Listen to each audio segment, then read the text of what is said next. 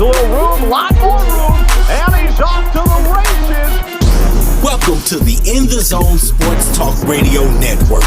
You're listening to the Just Us Sports Talk Show with your host, Kate Dinks from Harrisburg, Pennsylvania, the small city with the large heart, and co-host Dana the Hater Clark from St. Petersburg, Florida. Also co-hosting Murray E. Baskerville from Gotta Be More Careful, Baltimore, Maryland. These are your hosts, bringing you the ultimate in sports news for the ultimate sports fan. Be sure to download the Try99 TV app on any smart device and subscribe to In the Zone Sports Talk Television. The cost is $4.95. Thank you in advance for your support. Now sit back and prepare to get into another episode of the Just Us Sports Talk Show.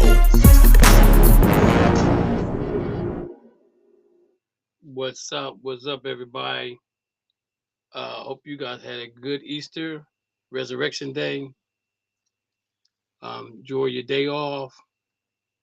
If you were off today, the weather here in Harrisburg is cool, 56 degrees outside. Not warm enough for me. Waiting on my fellas to get into the room. We're starting the show a little early today because we want to make sure that you guys enjoy that NCAA championship game with UConn and Michigan. Get some thoughts and takes on what you might want to see, what you might want to hear, what you want to talk about when it comes to that game right there.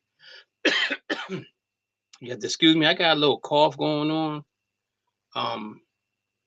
Little sinus thing is coming down, but it's still here. You know what I'm saying? So just bear with me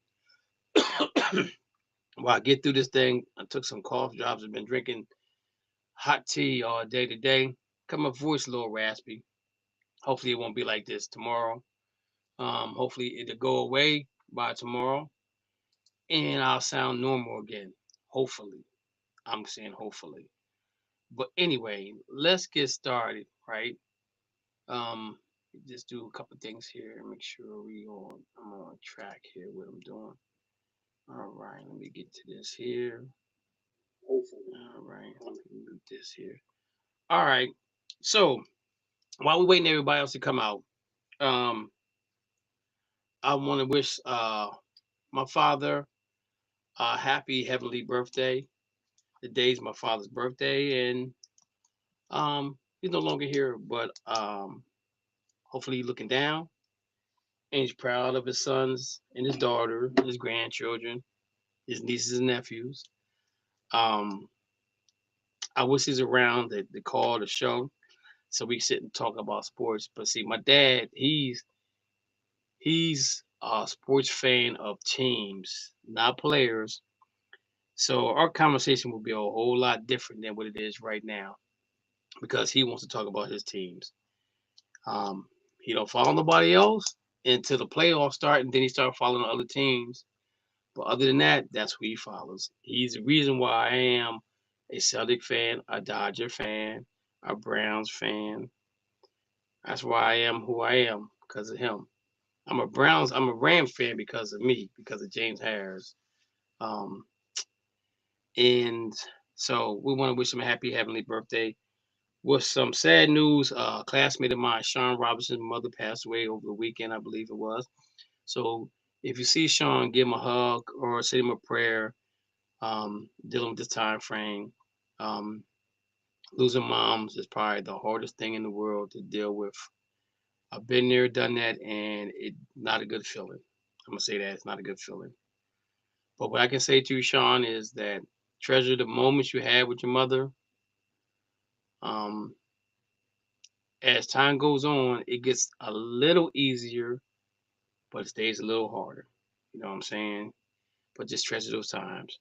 Also, sad news. Underclassman of mine at Harrisburg High, Vinny Davis passed away um, Saturday night into Sunday morning, I believe it was. I don't know what happened to him, but he was a good dude. Vinny was always had a smile on his face, always had a smile on his face, and he loved the Harrisburg Cougar band. He loved that band. And I gotta thank Vinny because they um had some bands come to Harrisburg a couple years ago, and I don't remember all the bands that came, but I just remember one band, Wilberforce University, came 5 busloads deep. That band went from the 20 to the 20. You hear me? The 20 to the 20, and they was jamming. And I met the band director and Wilberforce is college I went to. Um, and I just hugged Vinny. I was like, "Yo, why you ain't tell me that Wilberforce band?" He said, "I wanted to be a surprise to you."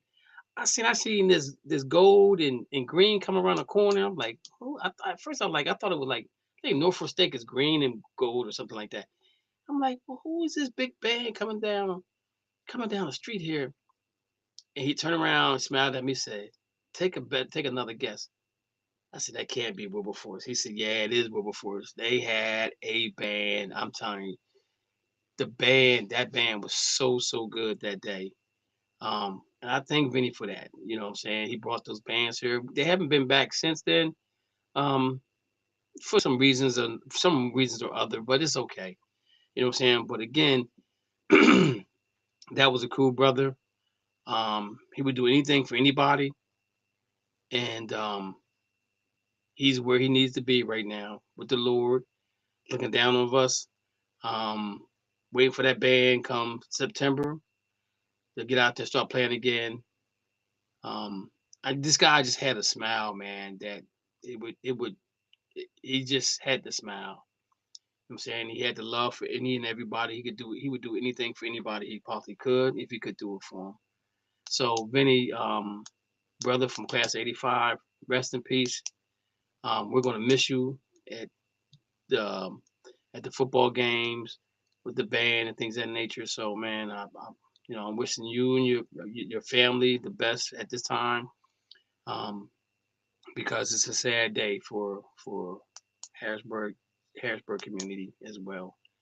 So with that being said, and if anybody's birthday is today, I want to wish you a happy birthday as well. I've been meaning to do that. I have it on my notes. Wish everybody a birthday, and I always forget it, but I remembered it today because I guess of my dad. So hopefully, I'm gonna put a little note, sticky note says, um, say happy birthday to people on Mondays from now on when you do your show. So I want to say happy birthday to everybody. I wish you many more, and hopefully you're having a blessed day, and hopefully this weather gets a lot better. Um, because Sunday I think or Saturday it was like up in the 80s, and Sunday it started raining. And I know out west they're getting some cold weather out there, some snow and things like that. So this way, when it comes this way, hopefully it'd be nothing but rain. But then we gotta watch out for flash floods as well. So hopefully we'll get that together, and God, Mother Nature will take care of the rest of all of that and things of that nature. So let's move on to what's going on in the world of sports.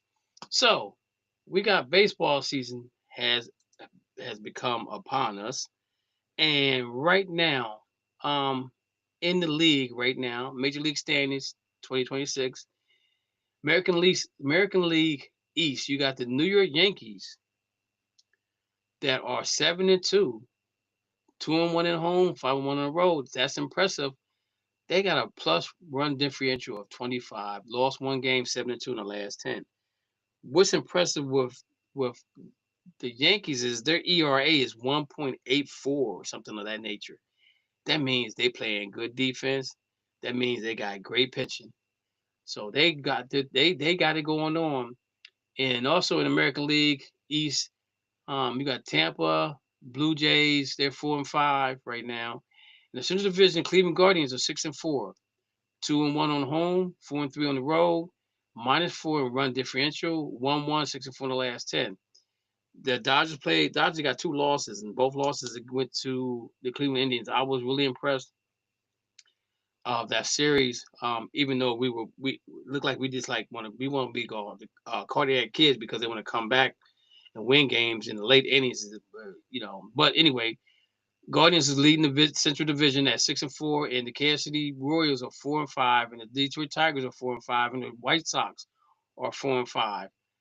And this is probably the first time in a long time that the White Sox wasn't in last place in this division. Out west, the Houston Astros look like they're going to take things over again with that. They're 6-4, 5-2 at home, 1-2 in a row. They're plus 15 run differential, lost one, 6-4 in the last 10. Los Angeles Angels 5-5. Mike Trout's out again, got hit with a ball. The guy can't just stay. The guy just can't stay healthy, man. And it's not his fault, but again, he just, Mike Trout. I just don't know why you want to stay with the Angels. I don't know why. They're one game out of first place. They won 2 in a row. They're 5 on the last 10. In the National League, check this out, ladies and gentlemen. You will not believe this. The Miami Marlins, who was playing good baseball last year. If you're not a Marlins fan, you don't know this. But if you watch the Marlins, if you're a Marlins fan, you watched them play last year. They lost a lot of close games by 1 or 2, 3 runs. Where in the late innings they gave us some runs. Right now, it looks like they're putting it together. Right now, the Marlins are 6-3, 5-1 at home, 1-2 on the road. They're plus 8 run differential, 1-1 game. They're 6-3 the last 10. Yeah, 6-3. It should be 6-4, I guess, or something. No, 6-3 in the last 10, last 9 rather. The New York Mets are 6-4. Half a game out first place. They're 2-1 at home, 4-3 away from home. Run differential is 17. 1-3 in a row, 6-4 in the last 10. The Atlanta Braves, Dana and Curry's team, they're 6-4. Have a game out first place. They're 4-2 at home, 2-2 on the road. They're plus 27 run differential. Lost 2, 6-4 in the last 10. 27. They're a plus 27. I think they have the largest run differential right now in the league. Oh no, they don't. No, they don't. Milwaukee has 28. Milwaukee's a little bit above them. Yeah, Milwaukee a little bit above them. Behind Milwaukee, though, you got the Pittsburgh Pirates are 6-3, 1 game out of first place. Cincinnati Reds are 6-3, 1 game out of first place. Pirates have won 5 in a row, 6-3 in the last 9. Cincinnati Reds are 6-3, 1 game out of first place, 3-3 at home, 3-0 in a row. Run differential -4, 1-3 in a row, 6-3 in the last 9. Cardinals and Cubs coming up the rear. Cubs got to get together. They spend a lot of money this season. In the West, you got the Los Angeles Dodgers 7-2, 4-2 at home, 3-0 on the road. Run differential plus 20, 1-3 in a row, 7-3, 7-2 in the last 9. Arizona Diamondbacks are 5-5, 2.5 games out of first place, 5-2 at home, 0-3 on the road. Run differential -17, 1-2, and 5-5 in the last 10 games. So that's what you have with baseball. But I wanted to talk about the ABS. If you don't know what that is, it's the automatic balls and strikes, ladies and gentlemen, that they have right now, where they have a computer that you can challenge. All they gotta do is touch your helmet and challenge it if it's a ball or strike. And I'm gonna say this, ladies and gentlemen. The referees are on point. I'm be honest with you. They're the umpire that's behind the bench. I mean behind the pitcher. He's pretty much on track. He's calling strikes are strikes and balls are balls. Because when you see the difference when it is a strike and when it's not a strike, it's like an inch off. I mean that's an inch, like an inch off of them calling it a ball or strike, and somebody challenge it, and they may come back and say it's a strike, but they're an inch off, it's not by much, man. I'm telling you right now, it's not by much, and I gotta give them guys credit where I thought they maybe were not calling balls and strikes. They are, but the thing about it is the ABS adjusts just to your height, right, and your height and width, I think how they said it is. I don't know exactly how it is. I maybe have a better definition for you next show. But it's on. It's doing a great job. It's a nice article out there on ESPN. And they had the umpire challenge leaders, like they got it, man. It reached Bakush. Pitches challenge 5, calls overturned 0. That guy is doing a good job. Quinn Walcott, 2 challenges. Changed. He was challenged twice. Calls overturned 0. Will Liddy, pitches challenge 10. Challenge 1 call off. One overturn one. So these pitchers are doing an excellent job. I mean, these umpires doing an excellent job of making the right calls, right pitches, and things of that nature. And that's good. That goes to show you that they're on point in what they're doing. And maybe they really don't need this ABS thing. Maybe that should be something that they leave for the playoffs, maybe, because apparently these pitchers are on point with this information, man. It's on point. So I wanted to get it out there too. Also, anybody's on the live feed or on Facebook, if you want to call into the show, the number is 512-543-4462. Looking for callers to call in.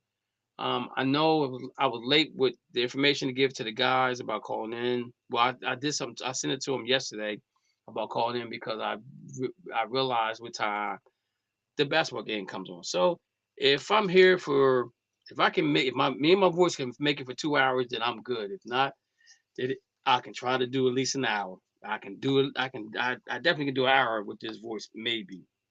All right. So also looking at the Vegas odds right now, when I looked it up just to see. I mean, we're 10 games in, right?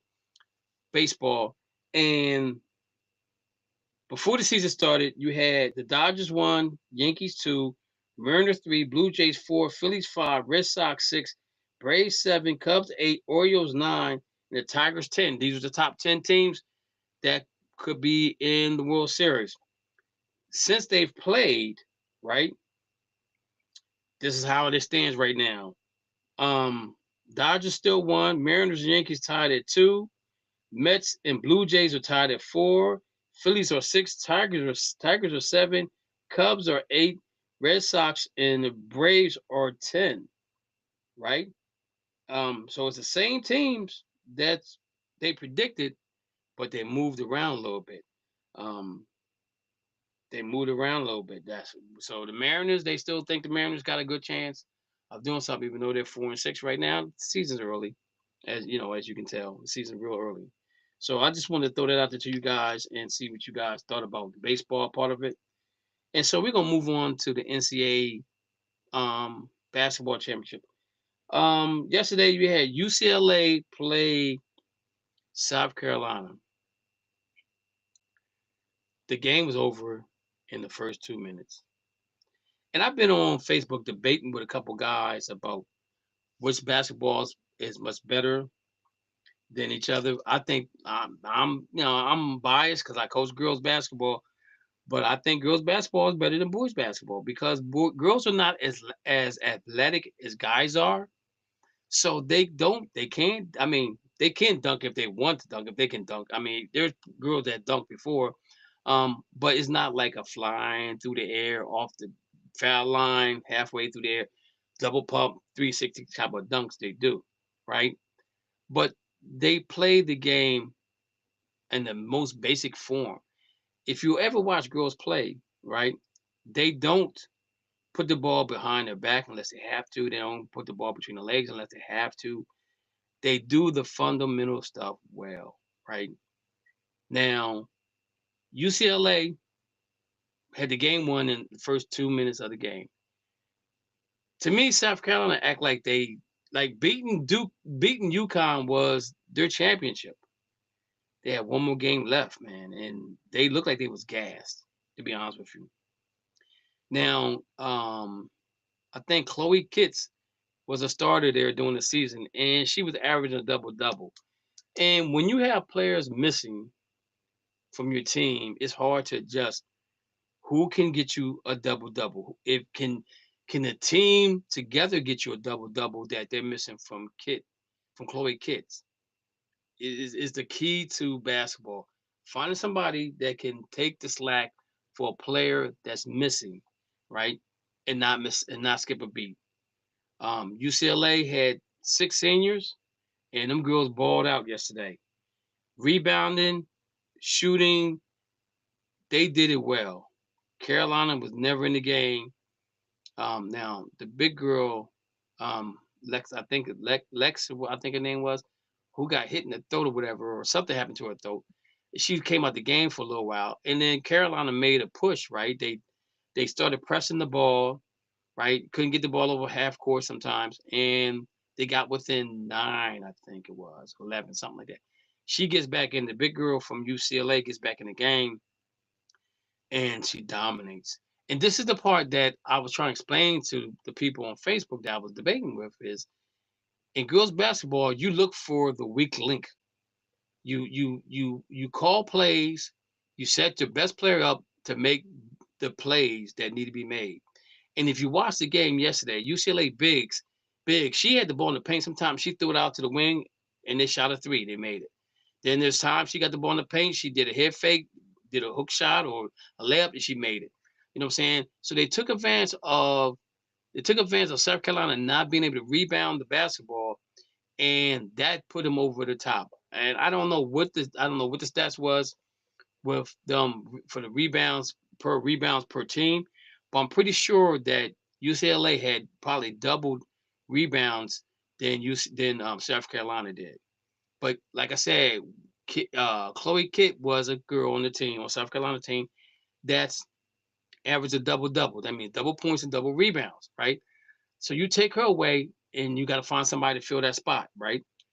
And that person not used to filling that spot, or the person on the floor that's playing in a place can't fill the spot. So you missing those rebounds. But overall, it was a good game. I saw Carolina get real skittish there, and the end of the first quarter into the second quarter.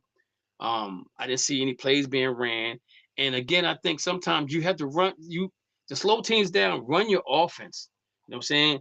And see if it works sometimes. It just run your offense and see if it works. Because UCLA did that the second half. They ran their offense. It was not wasn't too many fast breaks, anything like that. It was a lot of putbacks, second chance shots, third chance shots, because again, they out rebound South Carolina. That's what kept them in the game. But South Carolina didn't, they was coming down shooting threes, you know what I'm saying? And I understand that's the part of the game I don't like, when you shoot the threes to get you back in the game, especially if you're not shooting them well. Whatever happened to the old school 3-point play? A layup or a shot and a foul. Get them in foul trouble. Make them play defense the whole clock is some of the things I didn't see from South Carolina. Now I saw South Carolina making UCLA do that, but UCLA was being patient, running their offense, like I said. So there was times where UCLA got the ball with 4, 3, 2 seconds, and they shot the ball, maybe missed it, and somebody on their team got the rebound, right? So that's where they won the game at, in my personal opinion. Carolina didn't run any type of offense. They were just shooting, gunning, and things of that nature. Too much one-on-one basketball, man. Basketball is a team sport. And the thing about it is, all 5 players on the court should make it easier for each player to get their shot to where they want their shot, or a layup, or easy layup. And the thing about it is having a shot clock in basketball is harder. It's harder on the offense, because now the defense know you only got a certain amount of time to shoot the ball. So if you're up in their chest and you're playing great defense, more than likely you get a turnover, and hopefully that turnover turns into points. If you get the turnover, you know what I'm saying? But Carolina was in their chest a lot in the first half. Second half they kind of went away from it. But again, UCLA changed the way they play. Even when they went to the zone, they put the girl in the middle. She catch the ball in the middle. If she had a shot, she shot it. If not, she dished it out. Somebody shot a three or made a layup. South Carolina wasn't running no offense at all. And if you don't have a team that can shoot threes, then you're in trouble, because that's part of the game of basketball. You know what I'm saying? And even though I love Dawn Staley, I just wanted to see a good game, and that's what I saw. I'm a UConn fan, and I don't know what Gino said to Dawn, but I think whatever it was, I'm glad he apologized for it. We'll probably would never know what he said, because he's not going to tell us, and Dawn's not going to tell us, because Dawn's not that type of person. But this is one of the questions I had brought up before in one of my shows was, do you think at the end of a heated game like that, should coaches, should fans, should the players, should they shake hands, right? My thing is just wave goodbye, keep it moving. You know what I'm saying? And the same with the team because it was a heated game. Because UConn was undefeated. South Carolina said, "We got something for you." They played a great game against UConn. More like a zone one-on-one, boxing one type of thing on UConn's best player. UConn didn't shoot no free throws. They shot a lot of jump shots, right? It didn't work for them. Gino just got out coached that game. My personal opinion, he got out coached. But to respect the game of basketball, you have to now shake hands. You ain't gotta like the person, but you gotta respect them. And again, I don't know what he said to her. I don't know what she said back to him. We will probably never know unless somebody within the realm comes out and say, "Well, this is what he said to her." He did come back and apologize, but it's different apologizing through social media than apologizing in my face. Because I don't know if UConn left to go home or did they stay and watch the game or where I don't know where they were. But I think with a situation like that, Gino should go to her face to face and say, "I apologize for what I said to you. I didn't mean what I said, and I respect you more than anything else." What's up, Mo? What's up, bro? Hey, what's going on with you? Nothing. I was about to say. Why you got a 6 o'clock? Who was that? 6:30, I thought. No, it's 6 o'clock. Oh, my bad. Did I say 6:30? I thought it said 6 o'clock It said because the game 6:30. starts. Oh, I'm sorry. I thought I said 6 o'clock because the game starts at 8:50. I want to make sure everybody got comfortable. So I got Mo on the air with me. He got this "Just Do It Tomorrow," and he got a fat dude on his shirt, like it looked like a Michael Jordan with 40 pounds on him, right? So I was just talking about the situation with Dawn Staley and Gino, and remember we had talked earlier about why should coaches and players shake hands at the end of the game? And everybody but me was saying I think that they don't need to do it no more because it causes too much chaos. And this was a prime example. If Dawn wins the game, she just wave at him and keep it moving, and he don't have to wave, he just could walk away. But when they got to each other, there was words being said. I don't know what words being said. I can't find what they said. Do you know what I mean? I don't want to read. I can read lips. I got a video But I can send you.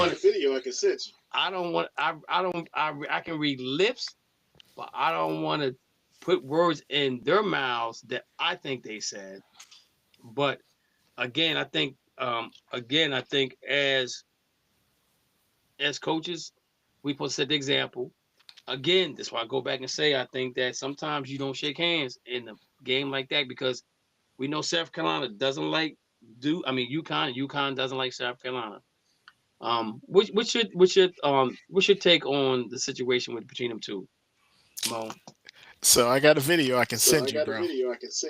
That she says exactly what she said, which you can read her lips, and she said it. Whoa. So I'll send it to you. I'll send it to everybody. I see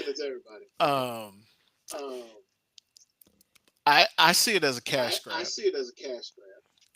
Not for them, for the colleges. Because that's what that statement was, which was released by UConn. It wasn't released by Gino. It's a cash grab. He didn't release that statement. UConn. They said they released it. It was released through them. Mm-hmm. So if he called her, I get here you go. the concern. You freezing on me. You frozen on me. There you go. So say it again now. They called. He called Dawn. So they're supposed to be cool. But the way it was played, they're supposed to play each other again next year. This is going to be a 10-year rivalry that they just got on national TV for the next couple of. There's also going to be a racist thing. That's going to be first game every year. And see, that's the thing. I don't want it to get to that point. I don't want it to be a race thing. Man, you know what I'm saying? Been there with Caitlin Clark last year. People play off that. Well, that's marketing, man. And his coach is a whole white man, black woman. Come on, man. You can't get no better controversy than that. But that's why I don't want it to be a black and white thing. I want it to be a coach against coach thing. But even though, what I said though, I think that I don't know if UConn had left to go back to Connecticut. After their loss, I don't know, because I think they said they're allowed to stay and watch the game if they want to. Yeah. I don't know if they were there or not, but him calling her on the phone doesn't do no justice. Exactly. I think he did it in public. He should apologize in public. I think what he should have did was he should have publicly went to her and apologized to her like he did when he publicly did it at the game. Don't sugarcoat this thing at all. I'm gonna say this though. I think Geno's days are numbered at UConn. I really do. He's up. He's up. Yo, Geno's up in age. He's the most winningest coach in women's college basketball history. I know he ain't going that. nowhere. I know. He writes his own ticket for as long as he wants to. But look how long he's been there. Has he been? Was he there? Has he been at UConn longer than what's his name at Tennessee? Pat Summitt. Pat Summitt retired. Yeah. Was he? Yeah, but I'm just saying, how long has he been there compared to how long Pat Summitt was at Tennessee? Let's see. Pat Summitt. It says she won 1,098 games over 38 seasons. I don't think Geno been there that long. Wow, 38 seasons. That's a long time. Geno has been. Oh, it's close, I think.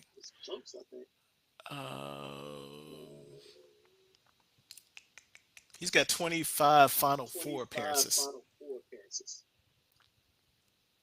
He's been with them since 1985. So 31 years. 31 years. Okay. And he has more wins than her. He has more wins than her. He has 200 more wins than Pat Summitt. 200 more wins than Pat Summitt. He's in. I think that he almost did a Bobby Knight thing. You know what I'm saying? Where he went off. Started in the third quarter though. When he said the coaches out there calling all these, saying all these bad words, calling the referees all this and getting all these calls. We didn't even get a foul call in the third quarter. People forget that part. That he cursed on national TV. But you know what though? If you look at the stats, right? They shot a lot. They shot a lot of threes, right?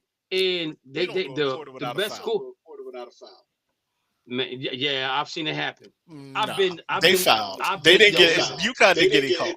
I was rooting for UConn, but I'm a UVA alum, so I love Don. So I just want to see a great game. There were missed calls. So you think that? Do you think and then they did it in the fourth quarter? They tried to make it up for it in the start of the fourth quarter. And referees do that because I know one game we was in the fourth quarter and the fouls was 23-3 at the end of the game. I mean not 23-3, 23-10, but they called 4 fouls in the third and fourth quarter for us, right?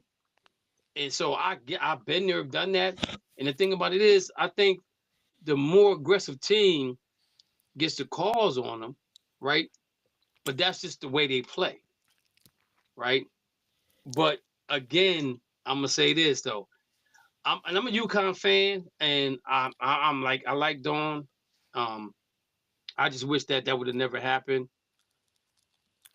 Yo, Mo is showing me this Pittsburgh Steelers Cup in his baseball season. See, ladies and gentlemen, see what I gotta go through. You see, 3 weeks, baby. And if anybody watches my show, do I ever 3 weeks? I wear no sports. Only gear I wear is a Dodgers because they won the World Series. I barely wear Ram stuff. I barely wear Brown stuff. I barely wear Celtic stuff. I don't do that on the show because I'm just, I'm I'm cool and collective, and what's the logo we can see in the background? And I'm used to That's that's right hanging over up your though. left shoulder. Right over your left shoulder. I'm It's talking hanging about up, this. though. I'm talking about on the show. If people was watching the show right now, what's the thing that's right there by you? On this shoulder, Yeah, look on the other side. What's over there? What's over there? pillows. No. I'm Pillows. talking about on the screen. On my screen right now, I see the NBA logo this way. I see the NFL logo that way. Baseball season don't matter, baby. Just Us Sports says NBA and NFL. That's what it says. So that's what I'm talking about. Y'all see what I got to deal with, right? Y'all see what I got to deal with these guys and Hey, Steelers. man, we got 27 championships. I don't care about the Yankees right now. Y'all got a long way to catch up. We got 6 just like the Patriots. I want 7 this year because the draft is in Pittsburgh this year. And I'm mad I can't go. I don't care about Pittsburgh. I would like to go to the draft. I really would. But y'all, they say the fans out there like to fight. When they get some joy juice in them, I can't mess with them. It's gonna be a lot of fans out there. Because it's the gonna thing be about it crazy. is with me, you know me, right?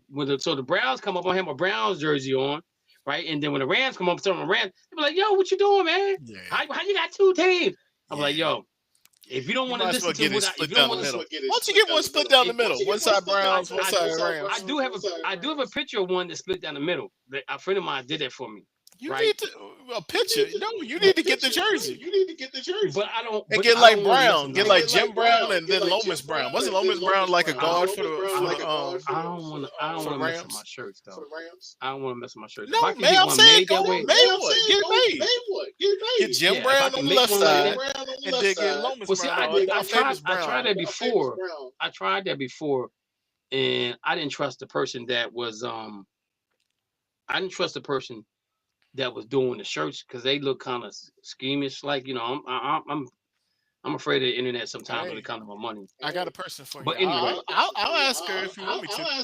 I know she could probably do it. And the thing about it is, if she can make it half and half and put on the back of it Brams, I'll be good because that's the Browns and the Rams together.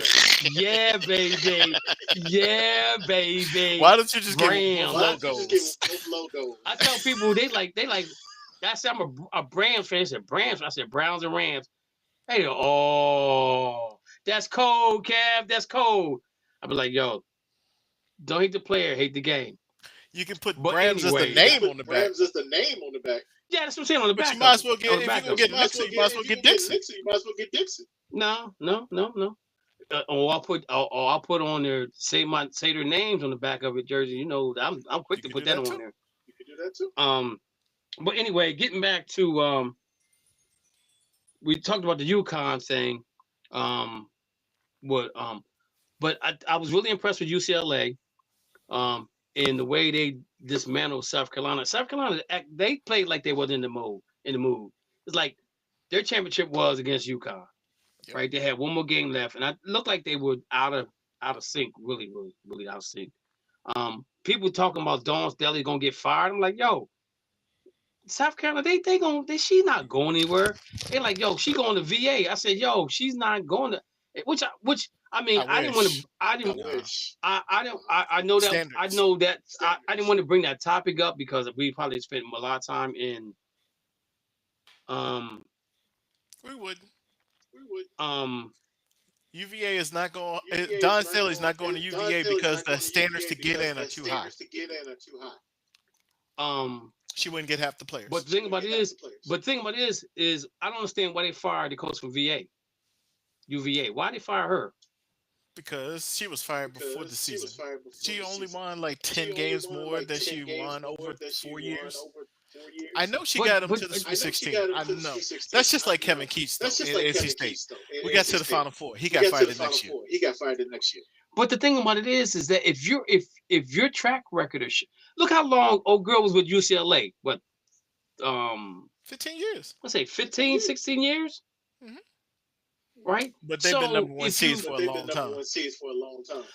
UVA just but I think if you're building a program like that, it takes time to build a program because VA was never a girls basketball school. What are you talking about? I mean, they were competitive, but I'm saying it was always. Well, actually, in the ACC, they probably were the best girls team. Yeah. And the UVA was awesome when I was there. They It was were better to go see probably- the women than the men. Well, but the thing about it is, you think about ACC, and you talk about girls basketball, you think about Maryland more than you think about anybody else. When Maryland was in the ACC, the girls team was on point. They were really good. They were really good for a while there. They was really good. You know, but I'm just saying, if she got into the Sweet 16, that means she did something right.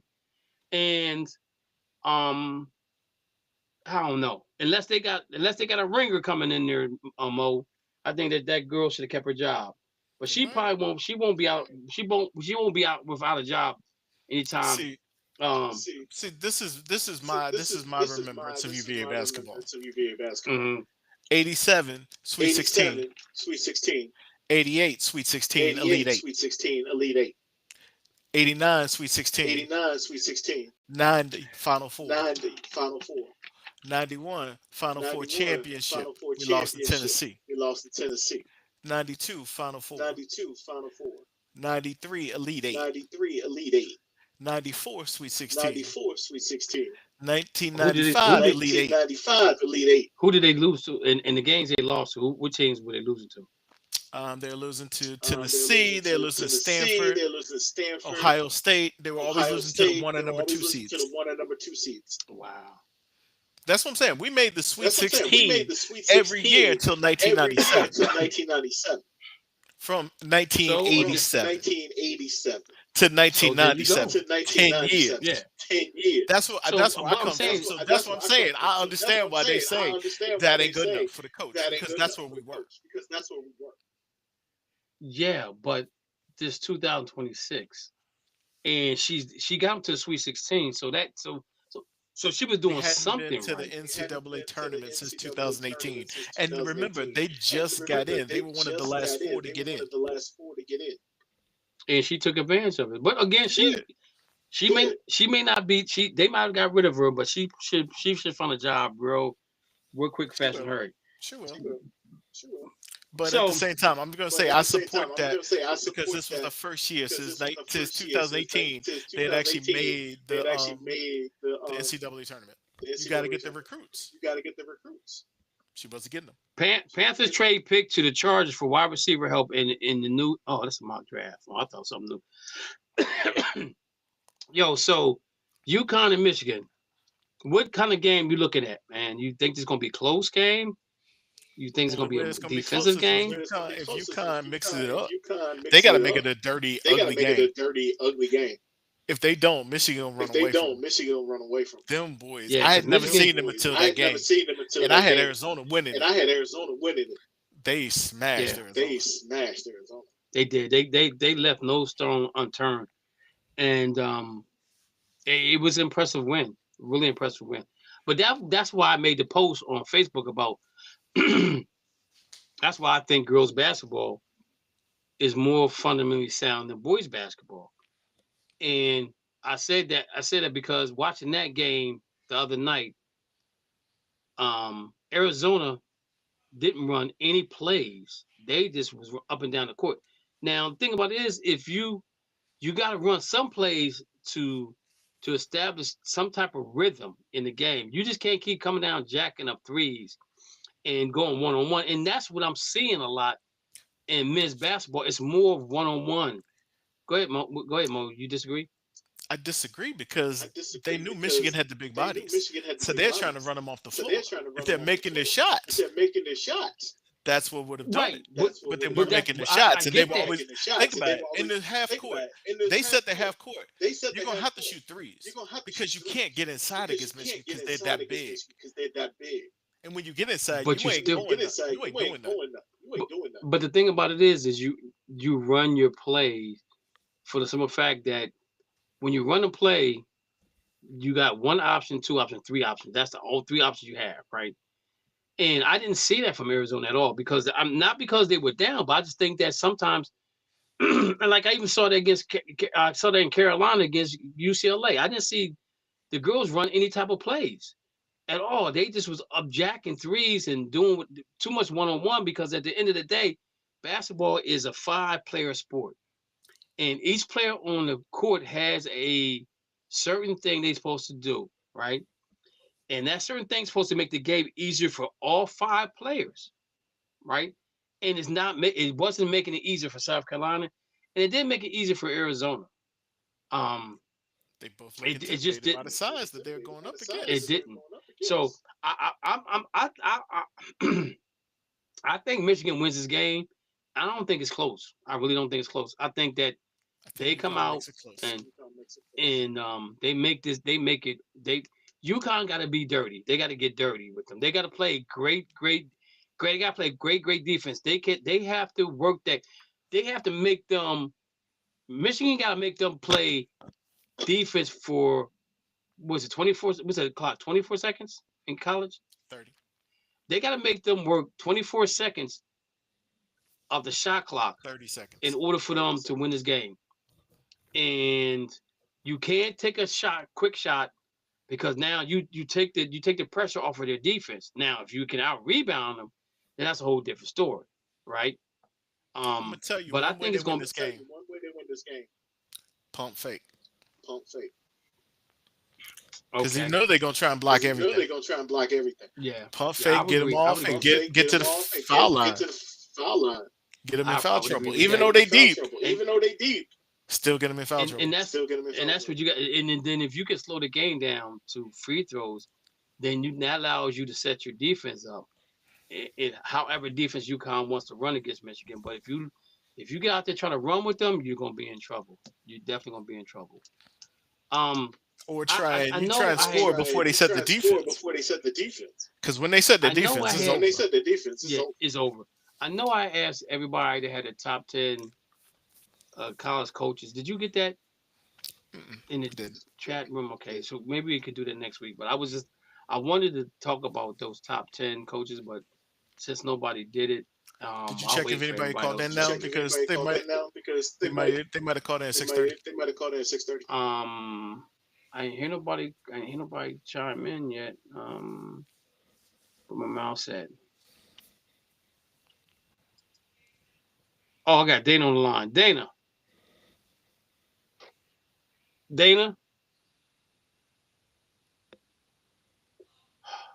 didn't let Dana go to sleep. Dana.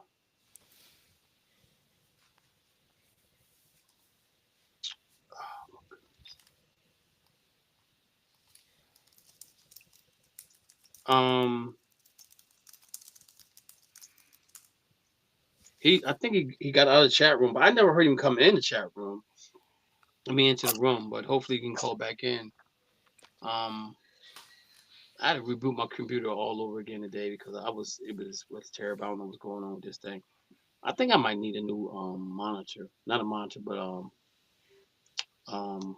Curry says he can't get in. How's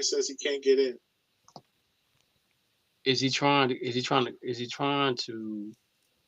get in? Did he call in line, or he tried calling? He couldn't get in. Tell him Dana was in.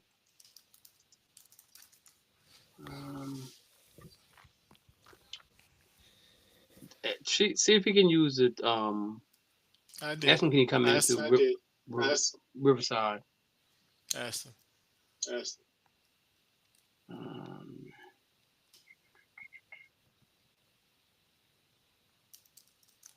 He said he couldn't do either.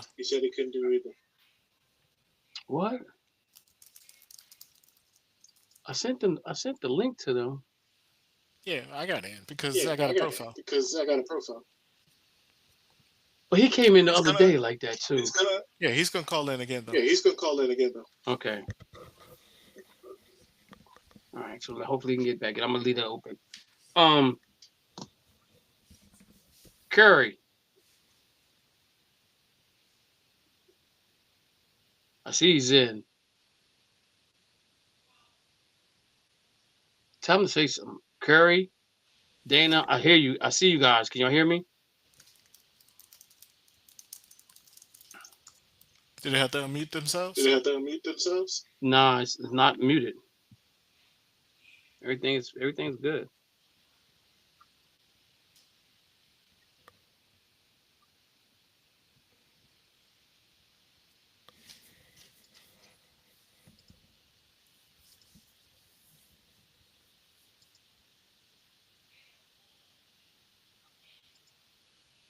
Kerry, Dana.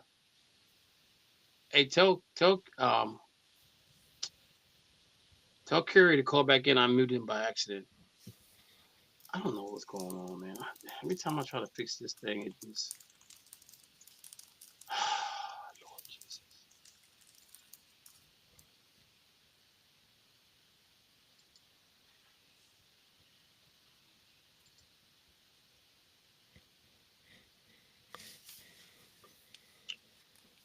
Camera mic blocked. Why is it blocked?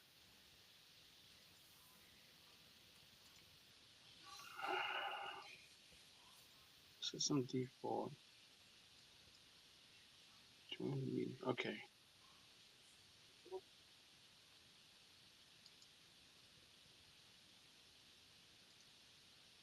What is it? What is going on?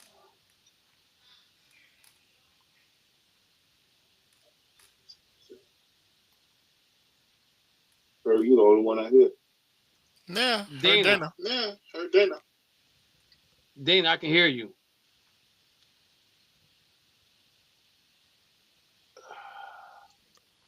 Dana, can you hear me?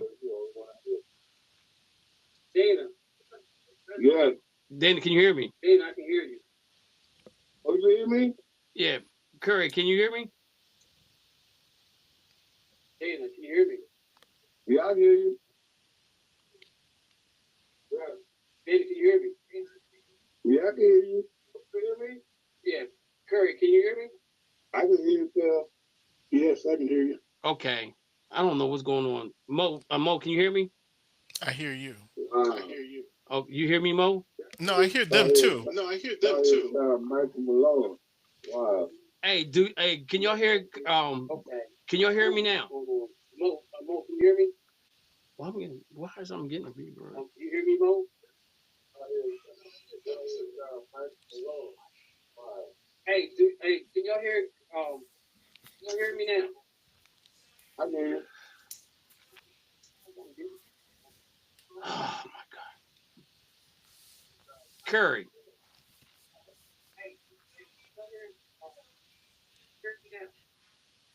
Dana. Curry, Dana. Curry, Dana. Curry, Curry, Dana, can you hear me? Can you hear me? Curry, Dana. Dana, I don't, Kevin can't hear us. I can hear you. Kevin can't hear us?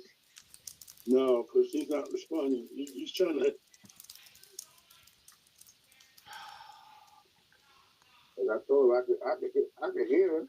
They're writing on there. He said Dana and I on the phone, and we hear Kevin, but he obviously can't hear us. I can tell him I can hear him. Yeah, but they can't. They can't. But if they said they can hear you. Yeah, I can hear you guys. What is that reverb? I don't know. Yeah, I can hear you guys. I can hear you, Kev.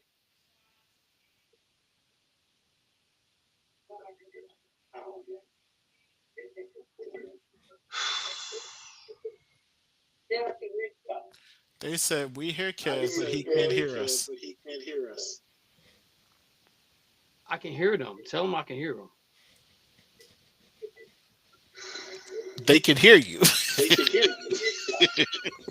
I can hear them too.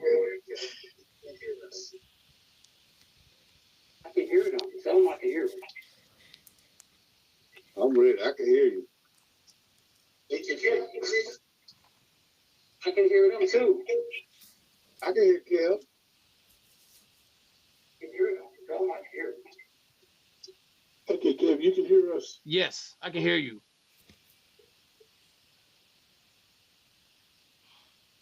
Yes, can y'all hear me?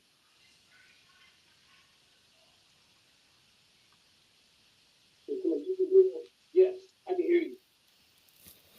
I don't know where that's coming from.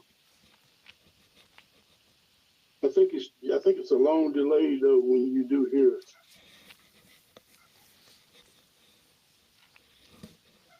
And I heard my reverb sometimes too. Now mine is fine. Mine is. I mean, it's reverb is there, but it's at the same time now. At the same time now.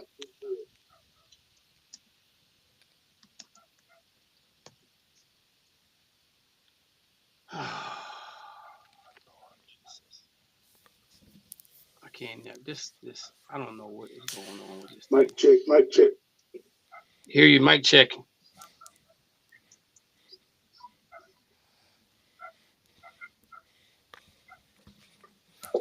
I would say take this off I would say alive. take this off alive. You can hear me? I don't think you can. Oh. Come on, Mexican. Do us that. I'm so frustrated right now with this mess. He gonna mute us.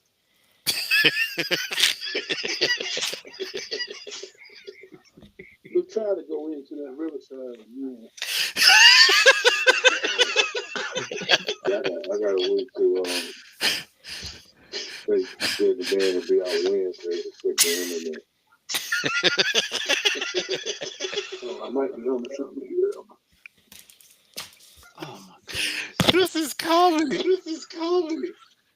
This makes no sense at all. It really doesn't. It really doesn't. This is so frustrating, man.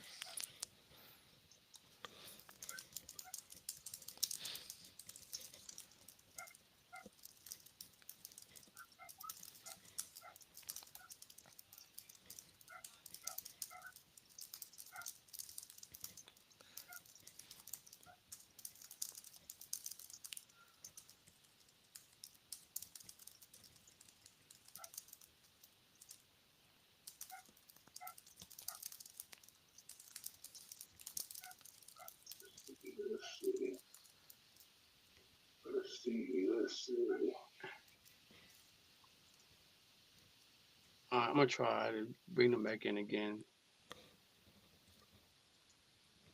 Something's up with this dial pad. I'm telling you right now. It's been acting weird for a while now.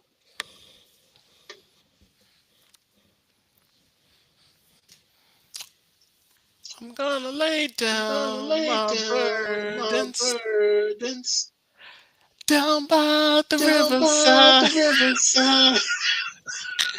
Down by the riverside. Dana Curry, can you hear me?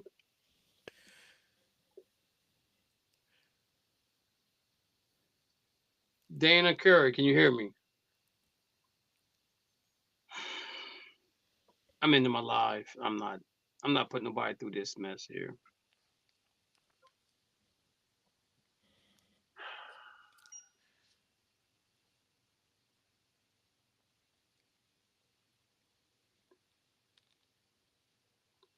I'm not putting nobody through that.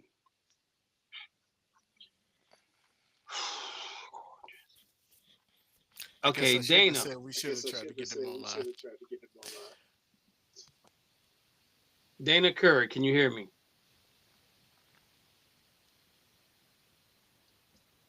Dana Curry, can you hear me? Dana Curry, can you hear me? Dana Curry, can you hear me? Dana Curry, can you hear me? Dana Curry, can you hear me?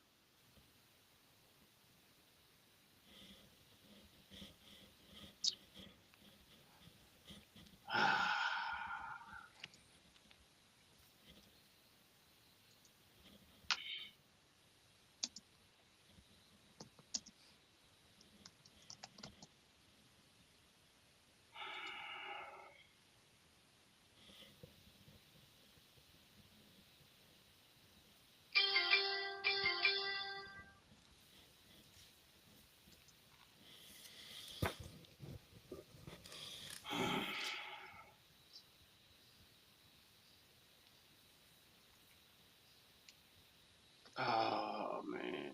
Tell him to say something once more.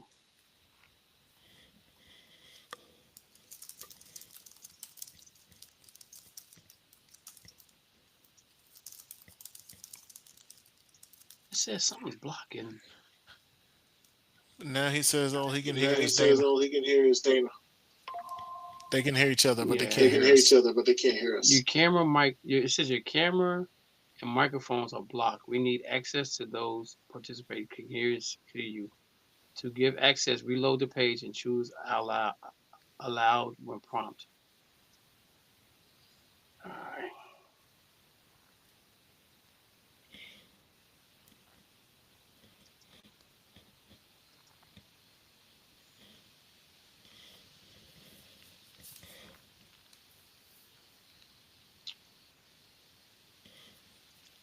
Ever since the dial pad had been acting up, and I try to call people about this, and it's like, oh, it's fine.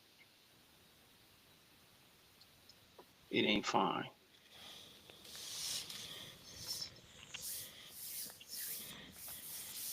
I say we just stop. I say we just stop. Restart at Restart 7:05. at 7:05. Gives you time to reload. It says your camera. Because when you shared, when you it probably shared, did share. it probably It did did share share. your camera It did share your and camera and your and and your audio. and your audio. It said it's saying allow. Okay. Let me try it now.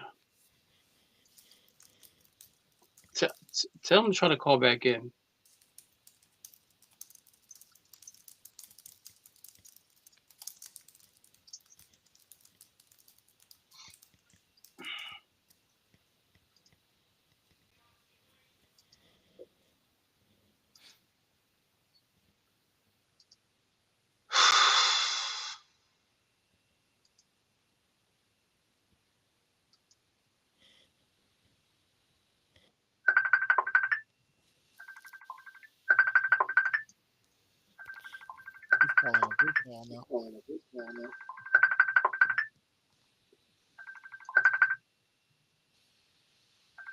You hear me?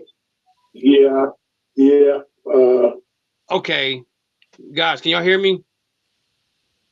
I hear you now. All right, so I got y'all on. Y'all called into the show. I mean, y'all used the dial, not dial pad, but y'all called in. So y'all can hear me, right? Yes. Okay, Can great. you hear me too? Mo, can you hear me? too? Can y'all hear Mo? Hear you, Kev. Yes. All right, so let me. hear Mo. All right, so let me go back in and see if I can. What's up, fellas? What's up, fellas? Y'all hear him talking about being a Rams Hey. fan? Hey, you know what? I think you guys might do this more often with this because this dial pad is pissing me off right now. And they said it was fixed, and apparently it's not fixed. So you're saying you answered by the group call and that worked? They came in through the chat room. Yeah, that's what I'm saying. The group call. Yeah, the group call. yeah. Okay. So let me try this. Let me try this. Let's go live again. All right, guys. So I got you online now. Okay, good. All right. Let's welcome Dana and Curry on the line with us. We got it fixed up. We kind of without the end, rig this thing to make it work the way we need it to work. And we might have found another way to bring those guys back. Is a better way to say it. It's a better way to say it. Yeah, cherry rig. We found a better way maybe to bring them on, which probably save me some money with Dialpad because Dialpad has been messing up lately, and I'm ready to move on from them. So if we could do it this way now and going forward, we should be good. I think. So let's get right to it. North Carolina. Michael Malone. Curry, what's your thoughts on him being the next head coach of North Carolina Tar Heels?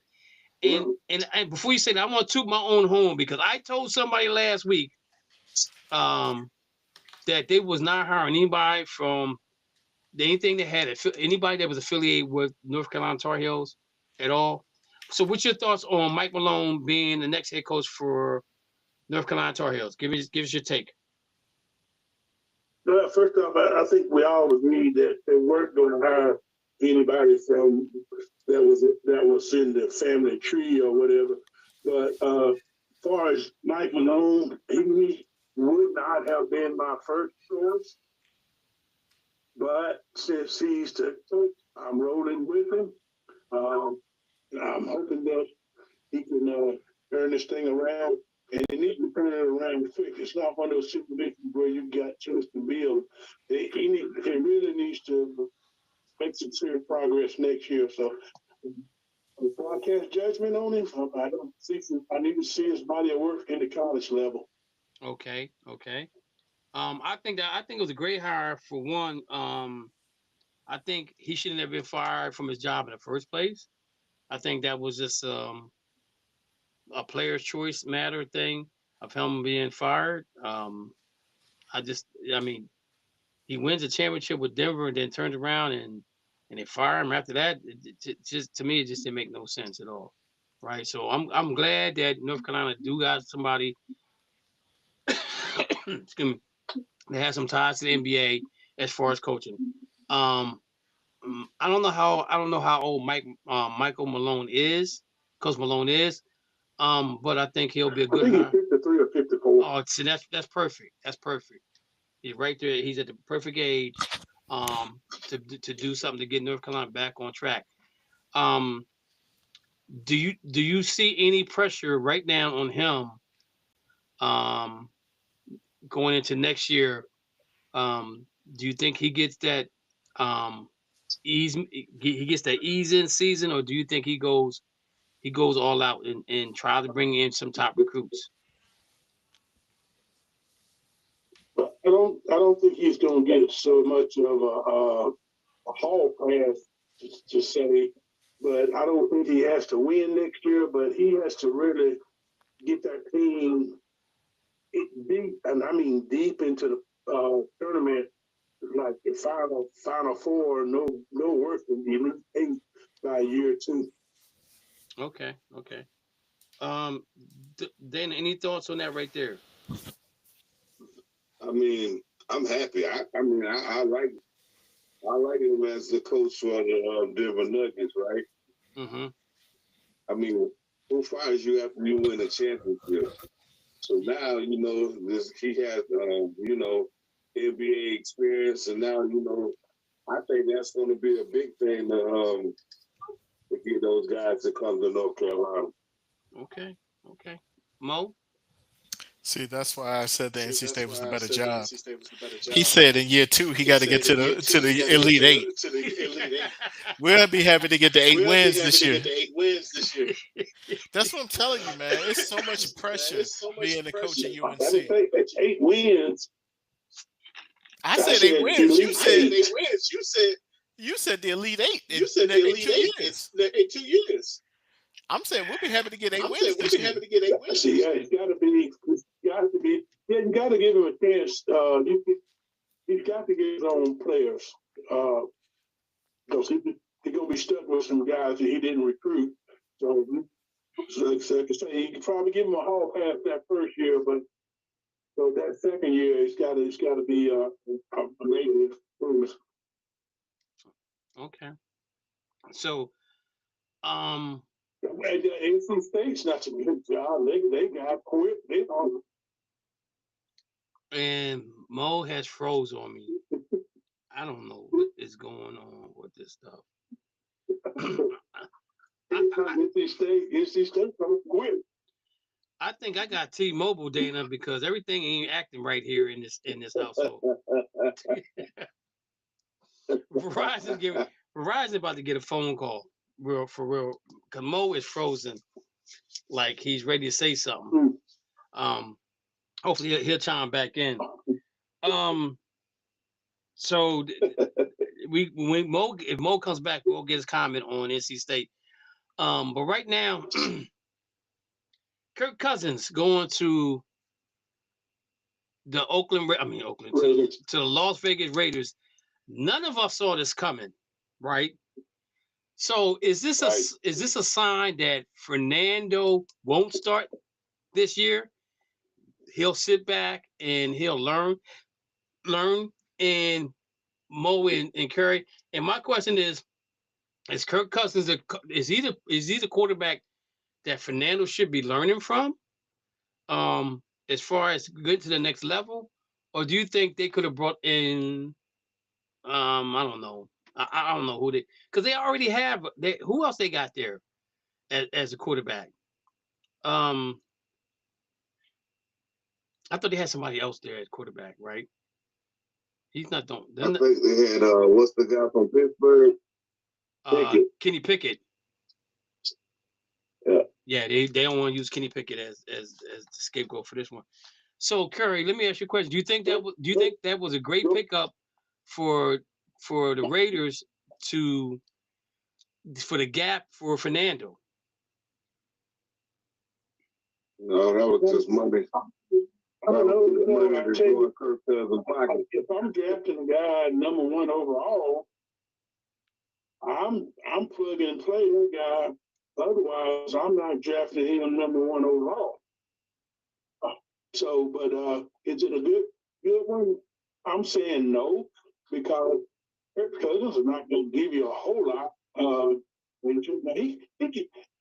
could take a team like Pittsburgh and take them from 10 wins to 12 wins, but he's not going to take them that much further than that. But as far as the Raiders, no, I don't think that would have been good. But bad luck, man. That dude is bad luck. Everywhere he did, the quarterbacks get hurt. If you remember when he was in Washington, RG3 got hurt.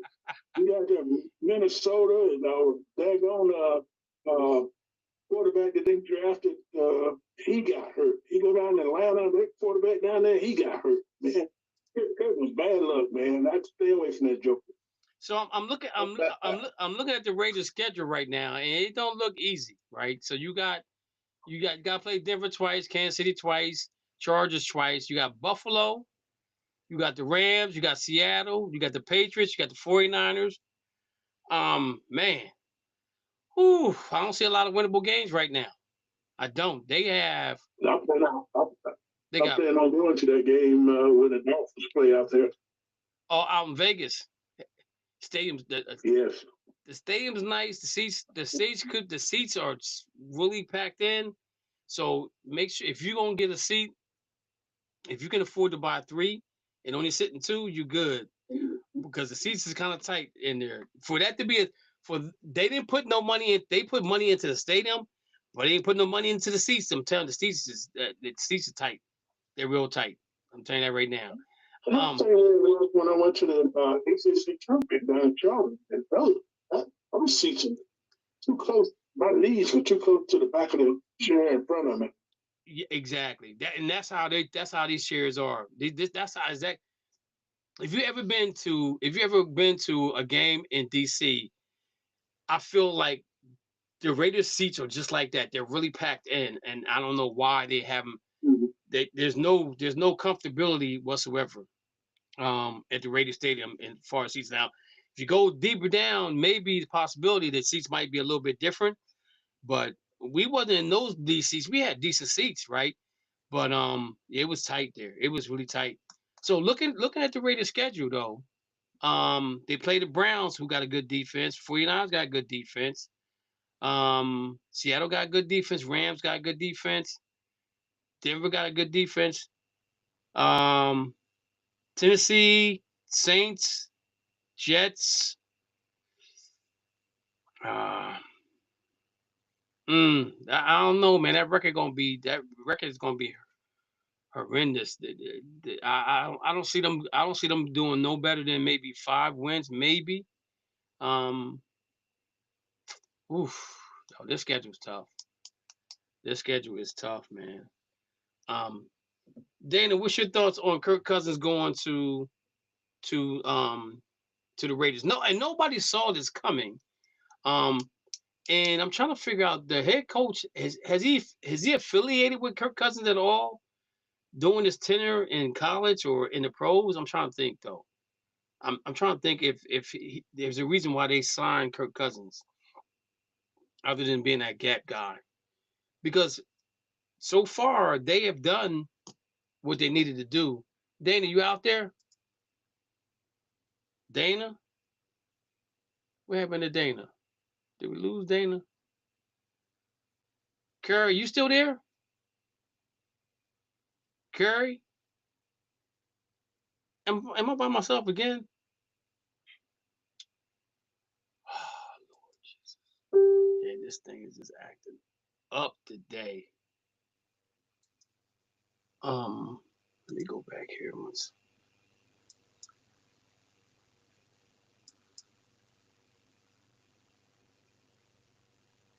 See if I can get these guys to join.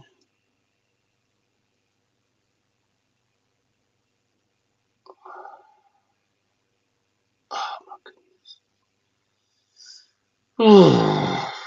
This is so frustrating.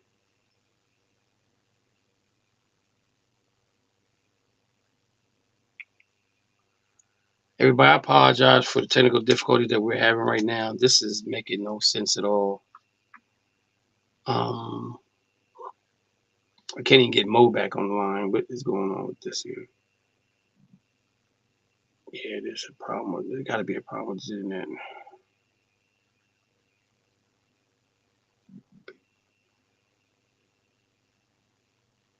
Everything's good here.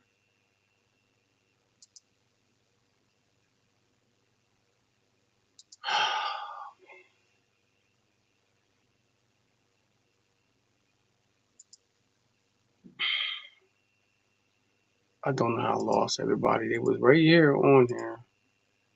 Then we lose them again.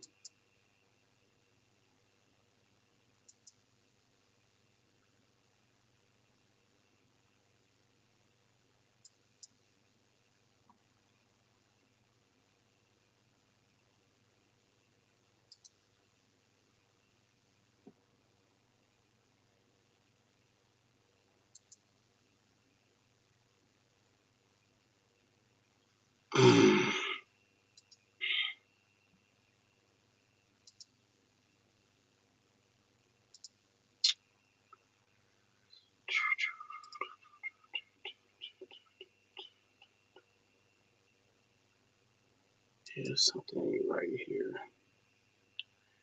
All right, guys. So it looked like I'm here by myself again. I apologize for the technical difficulties that we're having right now. But I try to get the guys to come in, and it ain't. Curry, Dana, can y'all guys hear me?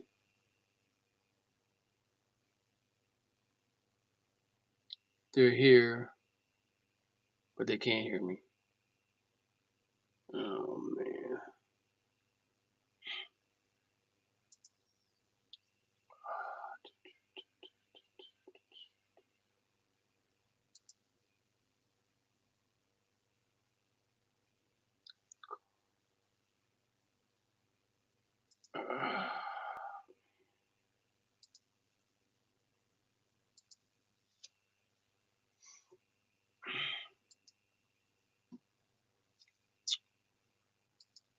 Okay. Well, it's me by myself again, so I'm gonna try to make this thing as easy as possible. Again, we were talking about the situation with Kirk Cousins and Kirk Cousins going to the Las Vegas Raiders.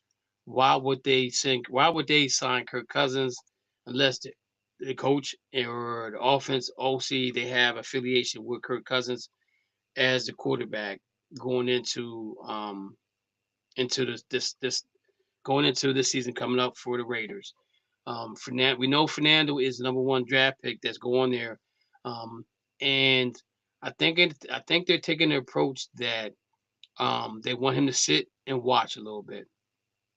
The thing about it is, Raider fans, you got to be patient, right? You have to be patient. You cannot demand for that kid to play like everybody else. Y'all got to do not demand for him to play like everybody else. Because if you do that, then you're setting him up for failure, ladies and gentlemen. I'm telling you right now, you gotta be patient.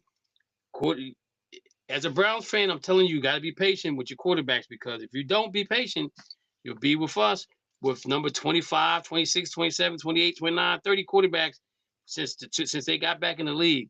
So we have to be patient, Raider fans, when it comes to Fernando. And looking at y'all guys' schedule, it ain't very easy. I'm gonna say that. It's not an easy schedule. Now, at some point in time, maybe the latter part of the year, they depending on how the schedule's set up, and who they play, there might be a different story. It might be a situation where the schedule gets a little soft and Fernando gets opportunity to play, and Kirk sits back and watches. But again, I don't know what's the affiliation with Kirk and the OC or the head coach. I don't know. Kubiak, the Denver. I don't know if it's under. Well, he was under Shanahan, right? Who was at Washington, but Shanahan wasn't there when Kirk Cousins was there. If I'm not mistaken, I think Sean McVay was the OC during that time period that Kirk Cousins was there. I could be mistaken. I'm not for sure. If you're a War Commanders fan, you know the answer. Let me know. Hit it in the chat or inbox it to me if there's some affiliation with Kirk and a coach and the OC. All right. Next up on NFL, right? We're talking about my man, the Eagles. I really wanted these guys to come in and talk about the Eagles with me. And I think I'm gonna leave this topic alone because I really want to get their input on how they feel about the situation. The article that came out about Jalen Hurts and him not wanting to get on the center. The biggest thing I heard was that they need to get an OC in there that can check him, right? Because apparently he's been allowed to do whatever he wants to do, and Sirianni is allowing him to do what he wants to do. Now, Sirianni, you're probably, if I'm not mistaken, besides the Bengals coach, you're probably on the hot seat right now before the season even starts. The Bengals coach and the Eagles coach could be on the hot seat before the season starts because of the turmoil that's going through Philadelphia. And I'm gonna say this: I'm not gonna go into great detail. I'm just gonna give my opinion of what I think happened. First of all, I think what goes on in the locker room stays in the locker room. What goes on in the meetings stay in the meetings. Somebody just told the whole story about him not wanting to get on the center, him calling the same plays, him not want to do a play action pass, all these type of things. Now you're getting Sean Minion in there, who has been tutored by Sean McVay, who does play action pass. Stafford gets on the center sometimes. Stafford gets in shotgun. So Jalen Hurts is going to have to get uncomfortable to be uncomfortable, right? Because apparently what you've done hasn't worked this year, but it's worked in the past. You went to the Super Bowl. You outplayed Patrick Mahomes and lost. You came back and played him again, and you won. You got the MVP, right? Then last year, we talked about the OCs, changing the OCs. But the thing about it is he's had a different OC for 6 years, going on 6 years in the NFL, right? And he did sign a new contract, right? And his guaranteed money is almost up. So the whole situation here is like it was like a situation between him and Brown. If they were best friends, then they said they wasn't best friends. You know, you can see the tension between those two. So there's a lot going on in Philadelphia right now that has been let out the bag. Let the cat out the bag. Somebody let the cat out the bag, and they told the whole story.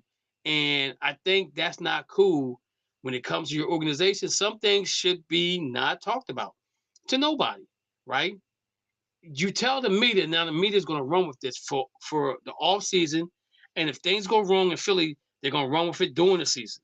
You know, I'm gonna give you prime example. Puka is in rehab. Puka's been in rehab since the end of when they lost to Seattle, to the Rams lost Seattle, because supposedly he bit a young lady. I don't know if it was consensual or whatever the case may be. Puka's been doing some things that's crazy right now. You know what I'm saying? And in question is that Puka could be the highest paid wide receiver. He earns his money, but do you want to give somebody that type of money that can't keep himself out of trouble? He's talked about the referees and things of that nature. Sometimes some things are best not said than saying them, right? But we found out I'm being in rehab just recently, but he's been in rehab since since Mo. I don't know what's going on, man. Internet's hard out here in Baltimore, man. I got internet like David. It could be him though. Could be him because we talked about him all the time. But I was talking about the. I just wanted to touch on the Eagle situation, right? Because I wanted everybody to be involved in this conversation. But I'm just going to touch on. I was touching on a couple of things about it, about the whole article that was in ESPN about how it's difficult to play with him, how he's an introvert, he's a loner, keeps his people circle close to him. But then again, he has a different OC for the last 6 years. But when you have a different OC for the last 6 years and you get to 2 Super Bowls, you almost win one and then you win another one, you become the MVP. There's a grace period where they allow you to do what you want to do. And I think Nick Sirianni has allowed him to do that.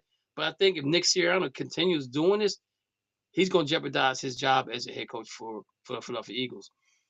And I was saying about Sean Mannion being there and being the OC, who he believes in play action pass, he believes in rollouts, he believes in quarterback underneath the center, other than the tush push, and they're saying that Jalen would check off plays and things of that nature, and the team would get mad about it.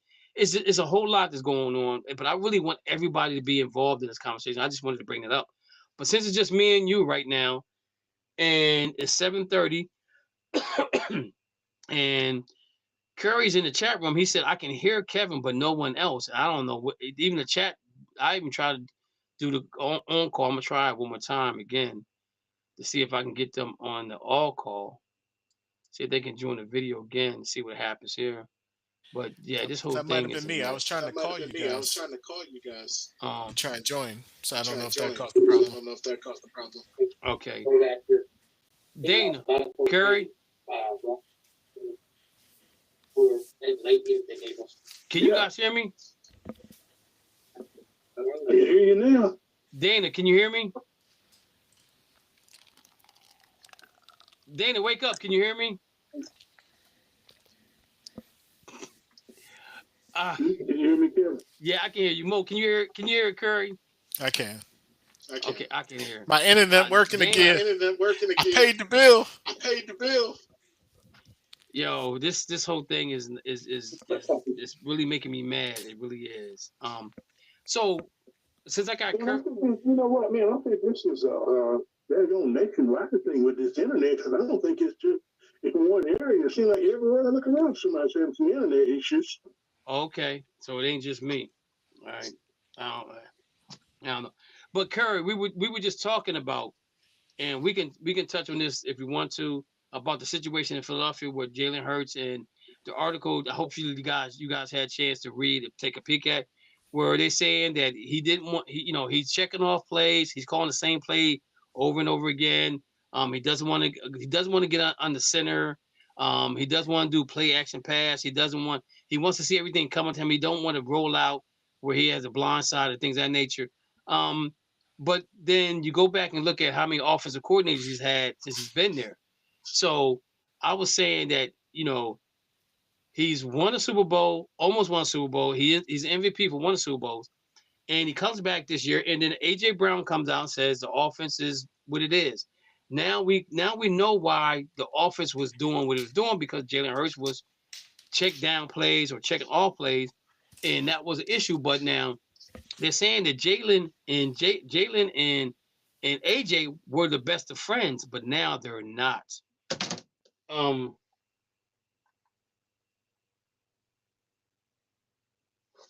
What was that? Oh, okay.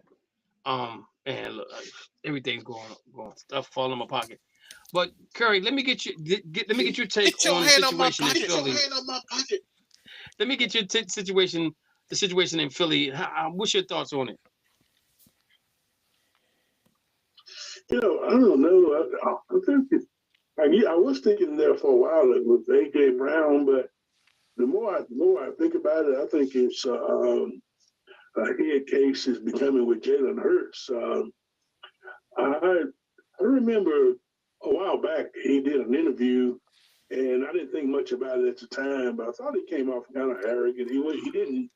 I don't know if he meant to be that way, but I just took it as maybe that's just the way he came off. But I don't know, man. I just think if they're talking like they're not going to sign him to extend him, so if he don't want to play by the rules or listen to the coaches, then I wouldn't sign him either.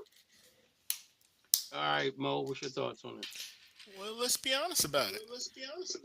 Coaches usually work with their quarterbacks, and they build the offensive game plan around their quarterback. That's what we hear about Patrick Mahomes. We put him in the best position to be successful. Sounds like 5 offensive coordinators in 5 years ain't putting Jalen Hurts in the right place to be successful. But when he don't want to turn his back, wait a minute, let me finish. When he don't want to turn his back on the defense, that's a problem with the quarterback. So I was gonna say all that to say this is on Jalen. You gotta be an NFL quarterback. So they said when he got benched at Oklahoma, he got benched at Alabama in the championship game. He left and went to Oklahoma, and they said he didn't take that very well from Alabama, from the standpoint of being in Alabama, to moving to Oklahoma. Why would you? You got replaced in the national championship game that y'all won.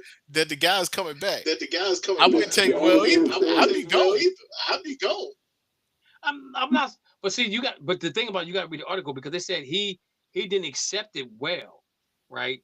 It's the national championship game. I got you to the national championship game. Then I get replaced. Not any other game before that. The national championship game. Well, the thing about it, but see that, and they were right. But the thing about it is that when you read the article, it goes back to it goes back to how he accepted the demotion, and he went to Oklahoma. And he played well at Oklahoma. He came second runner-up to with Joe Burrows for the Heisman. He gets to Philly, and Philly wins the Super Bowl, and they get rid of Carson Wentz, and then they get rid of Nick Foles, and he's the guy, right? So he gets them to the playoffs. They lose to Tampa, who eventually wins Super Bowl, but they play a decent game. If they had some type of running game in that game or some plays for him, they could have beat Tampa because they had a great defense, right? I don't think Tampa then you skip over. Huh? I don't think Tampa won that Super Bowl. Yeah, that's the year they won. Won a Super Bowl in a long time. No, that's the year they beat Kansas City. Yes, you're right. They beat Kansas City that year, and then the next year the Rams came back and won, and then the year after that is when Philadelphia lost to Kansas. Yeah, and that's when Philly lost. Tom Brady won that Super Bowl down in Tampa. That's Tom Brady. Okay. My bad. Okay. Tom Brady. Okay. I was thinking Baker. No, Baker. Man, stop it. So no, I'm saying. I forgot about the Tom Brady year. Because I never hated Tom. I never hated Tampa. I hated Tom Brady.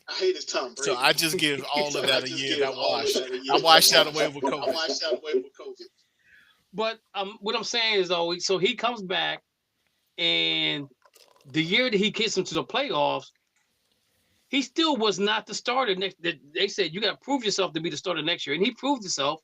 You know what I'm saying? Because they got to the Super Bowl and they lost to Kansas City, right? He outplayed Patrick Mahomes that year. Then the next year after that, who goes Super Bowl? I think they miss a year, right? They don't go back to back. Who goes? I can't remember who after that. I think Kansas City wins again, right? Kansas City went 2 in a row. Yeah, they went 2 in a row. And then they go back to third. They go back to third year, and he beats Kansas City. Rams. How you forget the year the Rams won? No, I said the year. I said The year that Tom Brady won Super Bowl, the following year the Rams won Super Bowl, right? And then Kansas City wins against the Eagles. Yep. Then Kansas City wins again, San and Francisco. then San Francisco. Then San Francisco. Then Kansas City goes a third time and he loses to the Eagles, right? Yeah, and that's what I'm saying. He outplay. He wins the Super Bowl for them. He gets the MVP. But now all this stuff is coming out because they're not now. If all these things were going on while he was winning, why is all this stuff coming out now when they're losing? Because you can't have it both ways. You see what I'm saying? It was going on when they were winning. It was going on when they were winning. It was going on when they were like Again, 5-1. But nobody was complaining about it.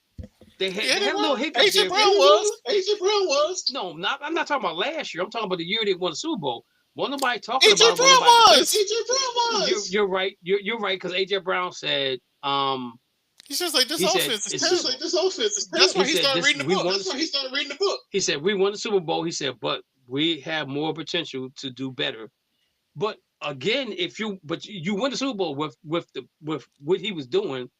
Now you they won have that Super Bowl by They won that defense. Super Bowl by defense. No, because Jalen Hurts had to do something to win the MVP. Didn't they have like 4 turnovers? Didn't they have like 8 sacks? 8 sacks? I don't remember, man. I know the defense was good, The defense But they killed still- the Kansas City offense- that That game. defense did win that Super Bowl. but the thing about it is, defense gets you Super Bowl, but offense wins it for you. Nah, Because not that game. game Not wasn't that even, game. that game wasn't even close. If you think about it, it wasn't even Yeah, close. because of the defense. Yeah, because of the defense. Right, but It then the was offense still had to 24 score. nothing in the first half. 24-0 in No, the first I think the half. defense got a No, I think touchdown. the defense got a touchdown. They might have got. I think they got a pick six or a I fumble or think they something got like 2. that. I think they got 2. Yeah, they might have got 2. But my thing is, he wins the MVP, right? And now that the way he's winning is not the way they want to keep on winning, so you want him to change everything he's doing.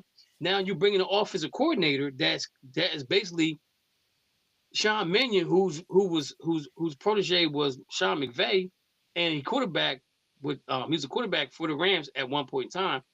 And the offense they run is completely different. You cannot rely on Barkley to be 98% of your offense anymore. You have to. He's going to have to get uncomfortable to be comfortable again. You know what I'm saying? So I don't blame everything on AJ Brown. I don't blame everything on Jalen Hurts. I blame it on the organization, number one, for allowing all of this to come out in the air to dirty laundry. That's the part that gets me, right? Because at the end of the day, what's going to happen? If he's going to adjust or he's not going to adjust, but if the Eagles are still winning, is it an issue? Is it going to be an issue at any point in time? But again, and I think this is where AJ Brown comes in and says, yo, our offense is too vanilla. Because again, only time he wants to get underneath the center is when they do the push tush. Other than that, he doesn't want to get underneath the center. Did you say the push? Did you say the push? Yeah, push tush or tush push, whatever they call the thing. Oh my goodness! Like, Oh my you goodness, pushed man. You pushed the Ain't that what they call push tush? tush Tush push. push? tush. Tush push. Yeah, same thing. I just No, said it it's backwards. not. No, it's not. Tush push, Totally push tush, different. It is totally push. different. Yo, Oh, I'm see, sorry. get your head out the gutter. I'm sorry. Get your When head you out the push gutter, the man. tush, When you push That's the the tush, difference. Wait, That's the difference. yeah. Get your head out the gutter. Get your head out the gutter. But anyway, what I'm saying though is like that's the only time he wants to get underneath the center. So I'm if I'm a fan, I'm mad at the organization for allowing this article to get out. Number one. Number two, they got issues from the head coach on down. And the thing about Lurie loves Jalen Hurts, right? But like Curry just said, it sounds like they're not going to extend him for another contract. Exactly. That's why. Exactly. That's why it came up. So check this out though. So let's see if they draft the quarterback in this year's draft. If they do that, then Jalen Hurts gonna have to look behind his back. But again, can you blame Jalen for everything? Yes. Mo? Yes. So you can't. So them having a different. Wait a minute. Let me ask you a question. Him having a different offensive coordinator every year he's been there. Is that his fault? That's not his fault, but he got a lot of them jobs because they went on to be head coaches. Okay. So some of that is his fault because he was playing so well. But it's also Saquon Barkley was the offense the year that they won the Super Bowl.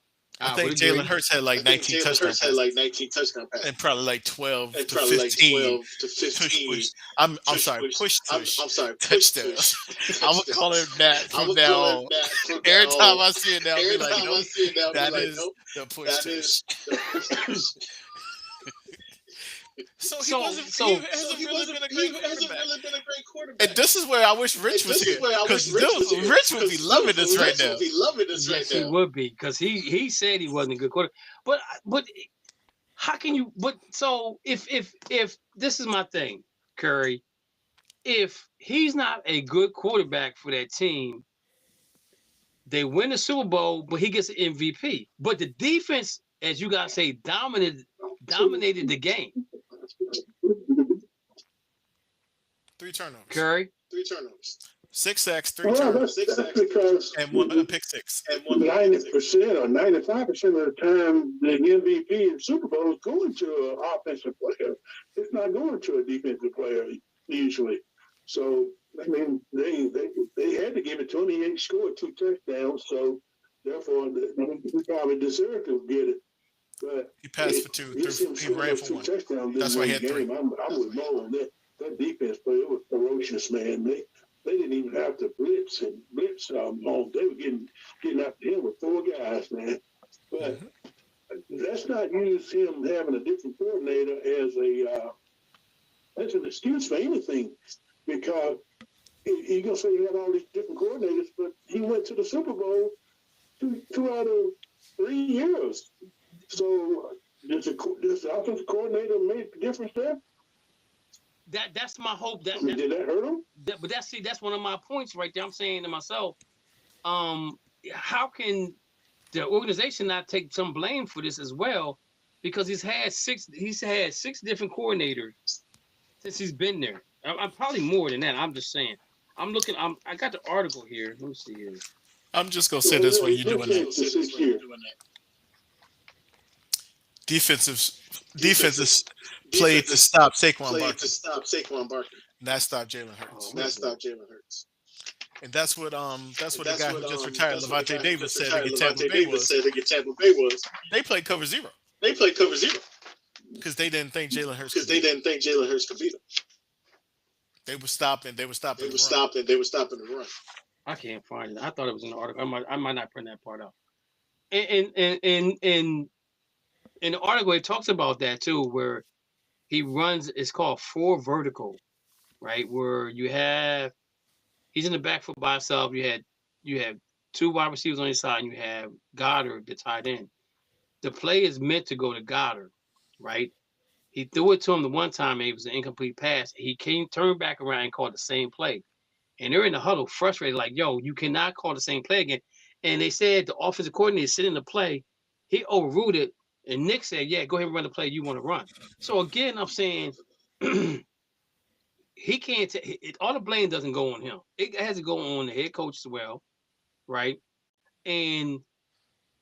But I mean, I'm just saying, I think I see the argument here. I see the argument here. You can't blame somebody when they win it. So there's no blame to go around. The blame is not winning or not going to another Super Bowl this year. So the question becomes, who does that blame go on? I'm gonna say this right now. When they lost their center, that was it for them. When he retired, that was it.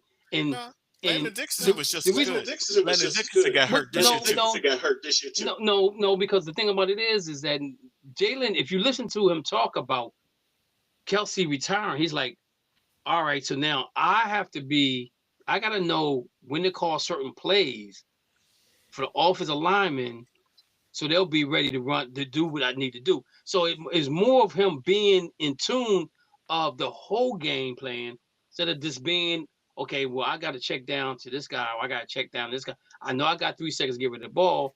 And maybe this is why he didn't want to turn his back on the offensive line because the center was the one that was calling the alignment adjustments. And when you lose him, like you lost him. And the thing about it, and this is another topic for another day. But if you're gonna retire at the end of the damn season. Don't retire right before the season starts. Don't retire after the draft, because if you retire after the draft, I could have replaced you with somebody else. You know what I'm saying? Just be upfront with your team and say, yo, I'm done. And so they can plan for that because Philadelphia didn't plan for the center to retire. He retires, and now they're stuck. So my thing is this right here. I blame everybody. I blame Jalen Hurts as well, because now he has to get uncomfortable to be comfortable. And if you cannot, you got Barkley, one of the best running backs in the league. And I don't know if AJ Brown's leaving or going or whatever the case may be. We don't know if Jalen's going to get a contract extension or not. Listen to Lurie, he wants to bring him back. But listen to everybody else, they're like, yo, this guy got to go. You know what I'm saying? And you ride that wave until you can't ride it no more. But then to talk about the person you rode the wave with, like the organization did, whoever did the cat out of the bag, I don't think that's cool. I'm just saying some things don't need to be talked about. And I guarantee you that this is going to be an ongoing conversation during the year. If they come out and they're stagnant, then the fans are going to get upset. They're going to want a new quarterback in place that will get underneath center, things of that nature. Even if they do keep AJ Brown, me personally, I don't think he's going anywhere. I think what Philly might end up doing is getting him a new contract and saying, okay, you're here, you're gonna be Eagle for the rest of your life, and you're gonna get along. You're gonna get along to get along. You ain't got how many people have you worked for that you didn't like? You worked with them 8 hours, you gone. AJ Brown, he ain't got like Jalen Hurts. Jalen Hurts got to get him the ball when he's wide open or when he needs to get him the ball. Right? That's simple as that. Because everybody don't get along. Because I don't know, because the price tag that the Eagles want for Jalen Brown now, for AJ Brown, nobody's gonna give it to him. If he's not traded during the draft, I don't think he's gonna get traded at all. I think they'll restructure his contract, give him a new contract, give him more money, make him happy, stay in Philly, and they'll rock it out that way. Now, the future for Jalen Hurts could be up in the clouds somewhere, because now that everybody's heard what's going on with them, there's going to be an issue if he doesn't play the way his offensive coordinator needs to play. And Curry, I don't know if you heard me on it earlier, but in the article it says that the problem with Jalen Hurts is that he needs to have an offensive coordinator that will check him when he's wrong, and say, this is why I asked you to do it this way. You know what I'm saying? And so again, was he too high on the horse for Philly? I don't know. Maybe got the big head when he won that Super Bowl, but act like you've been here before. Marshall Faulk always said, when he gets in the end zone, he gives the football to the referee. He said, act like you've been here before. That wasn't Marshall Faulk. Calm, cool, and collected. That was Barry Sanders. Barry Sanders. I'm telling you what Marshall Faulk told me. I'm not saying Barry Sanders didn't say it. I'm just telling you that when I met Marshall Faulk, he said, when I go in the end zone, I act like I've been here before. I just hand the ball to the referee. So, Emmitt Smith didn't do that. Emmitt Smith threw the balls home with him. Took his helmet off and everything. He the reason why he can't. He the reason why. He took the ball home with him. Oh yeah. He kept stretch on the ball. He ran. He kept the ball. We need to have a show of the most overrated people. Players and coaches.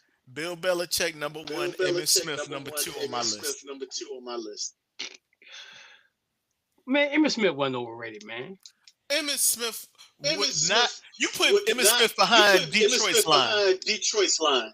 Emmitt Smith would have never been heard of. No. This is what you do: is you have Herschel Walker with Detroit and let Detroit trade Herschel Walker and see how they build that team up.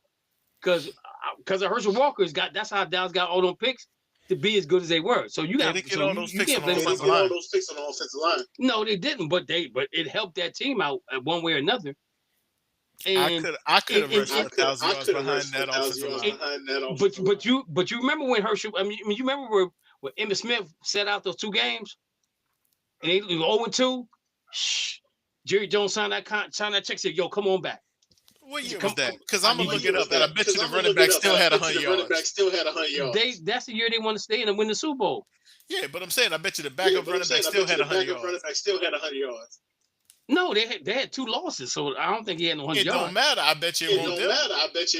I bet you it won't do. I bet you won't Jerry signed that contract holdout. Jerry signed that contract. I think go 0-2. 93. He signed that contract. Emmitt said, "Okay, now we can see. This is what I'm talking about.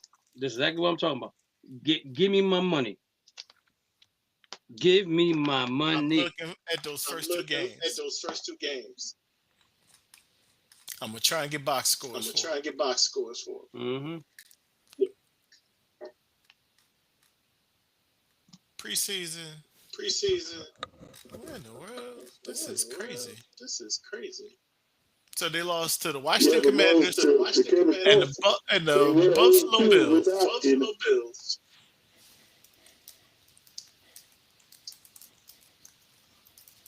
Cowboys. Schedule. Kerry, you still there? Yes, I'm here. Okay, great. All right.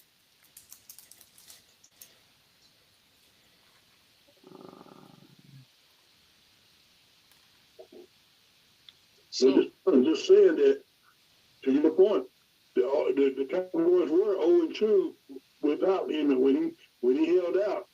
Mm-hmm. And like you said, when they gave him his money, they came back and they won the Super Bowl. That's all that mattered right there. I'm telling you right now. That's what mattered. But you got to give Herschel Walker. You got to give Herschel Walker all the credit because they traded him. And credit. No credit. DeMarco Murray was the backup running back. Okay. First game, he rushed 20 times for 86 yards. And he lost. Because Tony Romo was the quarterback. Man, no, that can't be 2013. Tony Romo wasn't no quarterback when Emmitt was there. No. This is 2013, it's 2013. Troy Aikman was the quarterback. No, I'm saying I went 2013 instead of. No, it was way past that time. While you looking that up, right? So free agencies, we know that Curry. I hate to say this, but I think that Aaron Rodgers going back to the Pittsburgh Steelers. He got to do his retreat. Yeah. He'll come back after training camp and be ready to go again. I wonder is he gonna fly all the wide receivers out to his house again and have practice at his house? Man, I'll tell you one thing. That's I feel sorry for the Steeler organization to have to go through that. See, I'm not like you, Kevin. I don't hate the Steelers, but my point has been all along that Aaron Rodgers, you don't have it no more. And I'm more trying to think he does, but he don't. But I'm like I said, I don't hate on the Steelers. I think they're doing the organization an injustice by keep bringing in all these recruit quarterbacks. That's good. It would have been better off to get Kirk Cousins with a bit. He'd have improved that team at least 2 games more than what Rodgers did. Oh, so that's fun. I love how people who have worse records than the Steelers want to talk about the Steelers. We're not talking. Yeah, it's just what we're not comparing apples to apples here. You're talking about 2 different things now. What am I talking about? I'm talking about our team was still better than y'all with Aaron Rodgers. Yeah. If we would have drafted somebody, if we'd have had a chance to draft somebody like Tua, we would have. But we didn't because we've been too good to draft that bad. Yeah. There's two quarterbacks we missed: Lamar Jackson and Jalen Hurts. To win, and you haven't been bad enough to get the good draft pick. That's why I think y'all should go ahead and tank this year. But y'all ain't no rebuild in Pittsburgh. If we tank, we beat the Browns. Y'all tank every year. I'm not saying tank, but I'm saying rebuild. Y'all don't want to rebuild because that's just y'all. We rebuild. We never had to rebuild. Because y'all haven't won a playoff game in how many years? We haven't won a playoff game in 9 years. Okay. How many teams have won Super Bowls in those 9 years? How many teams have won? 9 teams. No. 3 of them have been won by Kansas City. You said how many teams has won a Super Bowl since in 9 years? I said every team that won Super Bowl won. I said how many teams. Not how many winners were there. Kansas City won 3. Okay.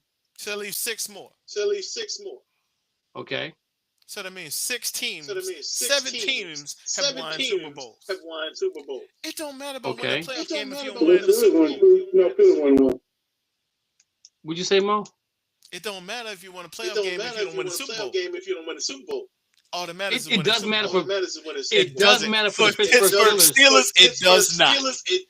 Yes, it does. That's what we keep on telling y'all because we have 6 straight. If we go to the AFC Championship and lose, it's still a lost season. So winning playoff games means nothing to us if we don't win the Super Bowl. Stop. Yeah, that's a Steelers fan right there. And that's what I've been telling y'all. Y'all have had this narrative that means absolutely nothing. The true Steeler fans. Mo, stop. I ain't stopping. It's real. Because you know for a fact that Tomlin quit because he couldn't win a playoff game in the last 10 years. Tomlin quit because Tomlin was tired. Not that he's not a good coach. Not that he's not a good coach, but he couldn't get over the hump with it. And the thing about it, the organization still had after Ben left, the organization should have been looking for a quarterback. You went after Kenny Pickett because you thought he's gonna be the next Dan Marino. Yes. That didn't happen. Didn't happen. Right? And so now what you do is you rebuild, you bring in retreads. How are we rebuilding? I said you bring in retreads. You bring in retreads. You said rebuilding No, I'm saying you bring in retreads because you don't want to rebuild. Right? Why do we need to rebuild? Because you still get the same results that you've got Brad before. Johnson won a championship with Tampa Bay. Okay. Trent Dilfer won one with the Ravens. Okay.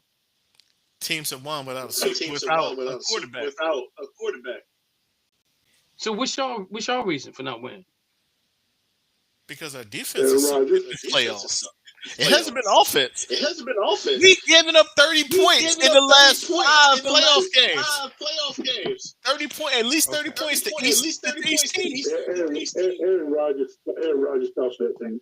All right, no, the referees cost us that. If they called the hit when Aaron Rodgers got hit in the head versus the Texans, we probably win that game. So here's what was Aaron Rodgers' last pass for Steelers running a pick 6? And let's talk about the one that he got hit in the head, and they didn't call it. They got a Here we go with this. Oh, that was in Pittsburgh. That was in Pittsburgh. You don't miss that call. You don't miss that call. Y'all can be mad all you want to, but you know that's right. They don't miss that call. Free agent wise, Josh Allen. They don't miss that call. We got Juan. They don't miss that call on Burrows. They don't miss that call. Here we go. Miss these calls. Miss that call. Miss that call. Miss that call. It's one call. Juan Jennings is the top wide receiver right now out there for free agency. There's rumors of him in the Browns talking. There's rumors of him in the Chargers talking. If I'm Juwan Jennings, He's already been signed. I'm going to. Juwan Jennings is already signed. No, he's not. He's still a free agent.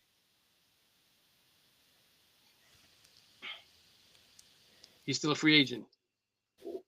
Yeah, he's still out there, right? Then you got offensive number 2. You got Taylor Decker, offensive tackle. He played for Detroit Lions. They're still out there. And I haven't heard any rumors on where he's going. Stephon Diggs was with the New England Patriots. He still hasn't went nowhere. Joey Bosa with Buffalo is still out there. Joe Bettino for the Cleveland Browns still out there. Aaron Rodgers, age 42, still out there. Deebo Samuels still out there. Cam Robinson, David Njoku, tight end for the Cleveland Browns, still out there. AJ Espinino, edge, he signed with the Browns. Didn't they pull that? They pulled that contract. No, I think he still has the contract. I didn't hear anything about them pulling it, but it's a possibility. But there's a lot of quality players I heard that's still sitting without a team, and probably won't get signed until after the draft.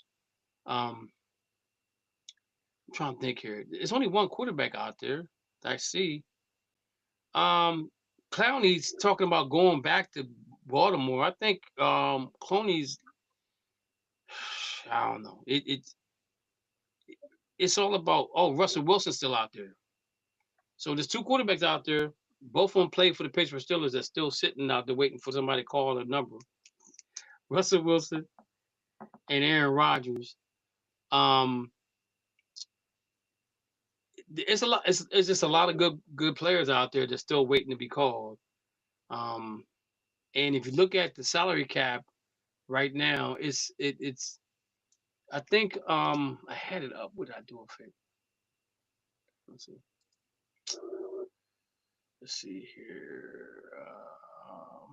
NFL.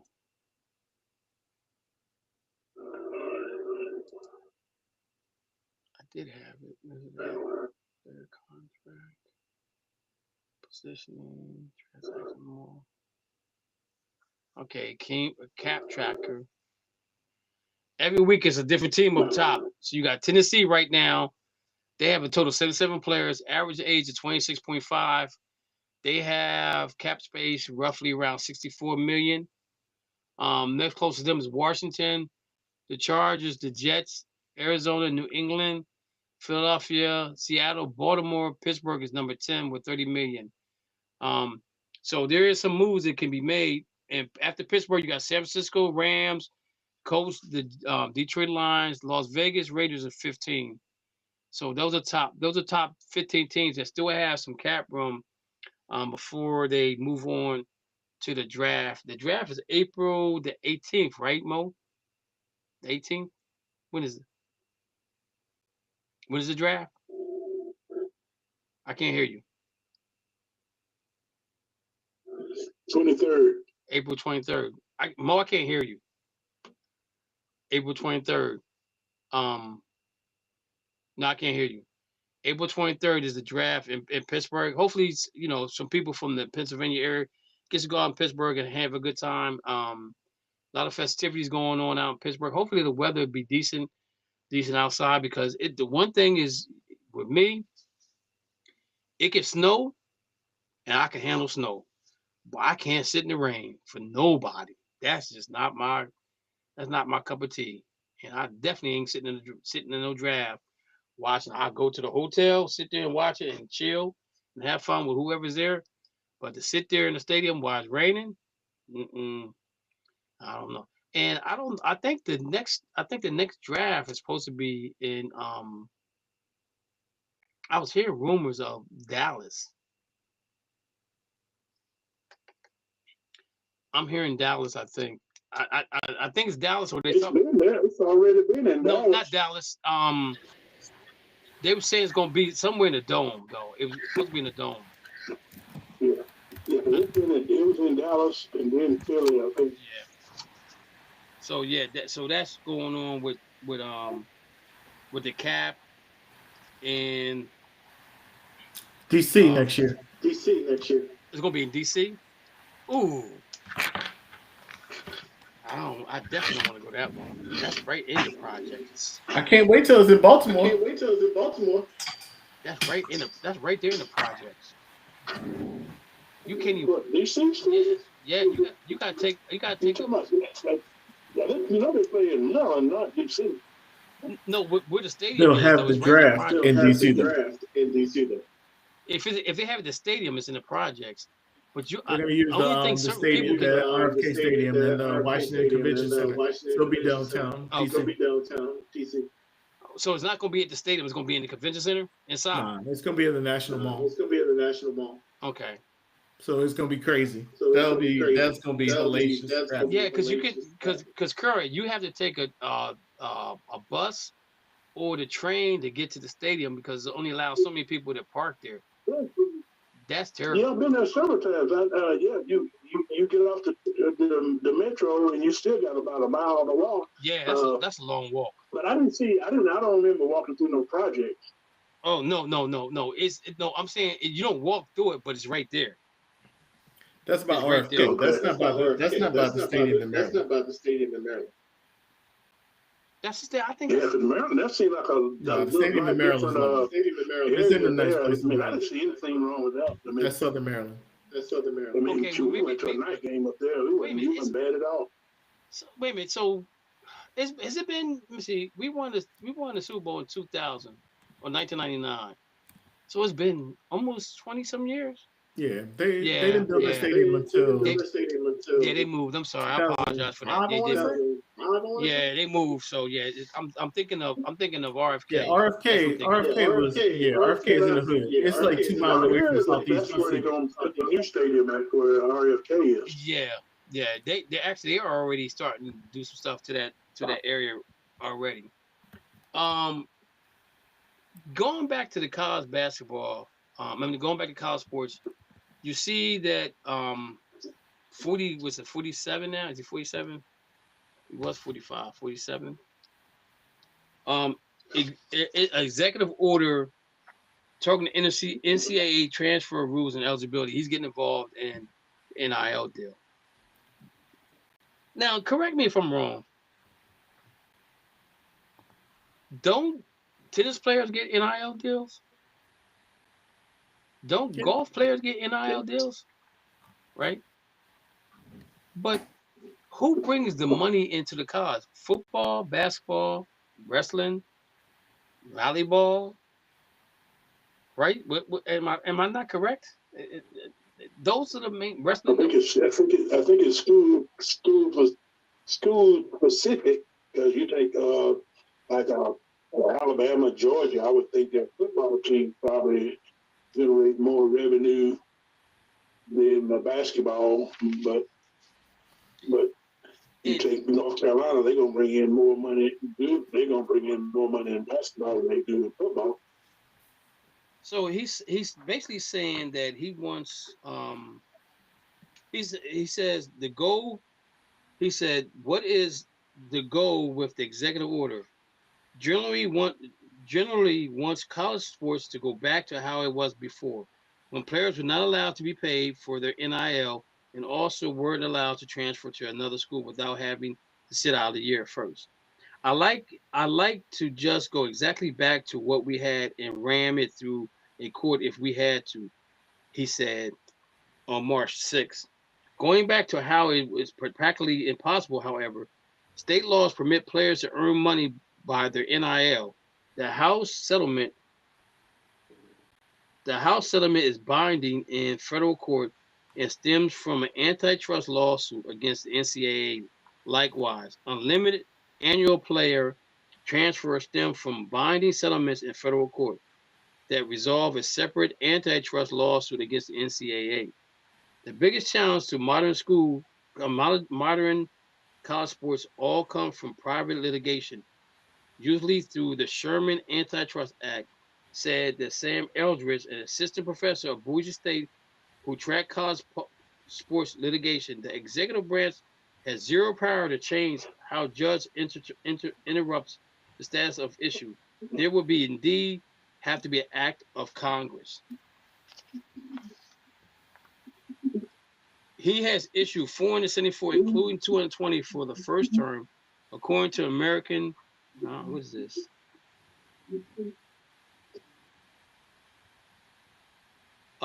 It says has issued the most of any president since Dwight Eisenhower, who issued 484 before he left office in 1961. So my thing is right here, and let's be honest.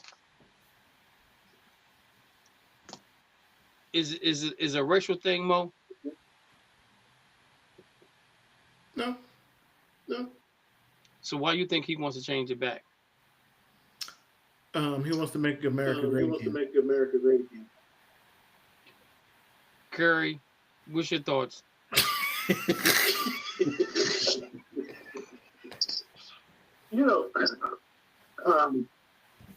Let me just say, keep politics out of sports. Well, keep sports out of politics. I agree. Is that your answer? I mean, I don't think they stop these guys from getting paid. Now, I've always thought that they were getting too much. I always felt like, you heard me say this before, I don't have a problem with them getting a slice of a pie, but the slices need to be a little bit thinner than what they're getting cut. Because, these guys are millionaires before they even, play the first down football in college or get on the basketball court. They've already become millionaires already. So I think we got to slow that roll just a little bit. But I do like the fact that if you do transfer, you sit out a year. That'll stop that transfer portal real fast. Yeah, I kind of agree with that as well. I think that if you transfer, but now the thing about it is their argument is like, okay, so our coach can leave and go coach somewhere else, but I got to sit out a year because now I got a new coach here, and maybe he don't want me here, so now I have to. This coach says you don't fit my program. Now you can leave and go somewhere else you want to leave. So now, and I'm gonna say this: if the coach is allowed to leave, then the player should be allowed to leave and not have to sit down a year. If that's the case. Now, if you want to transfer on your own because you're not getting playing time, iron sharpens iron in a sense, right?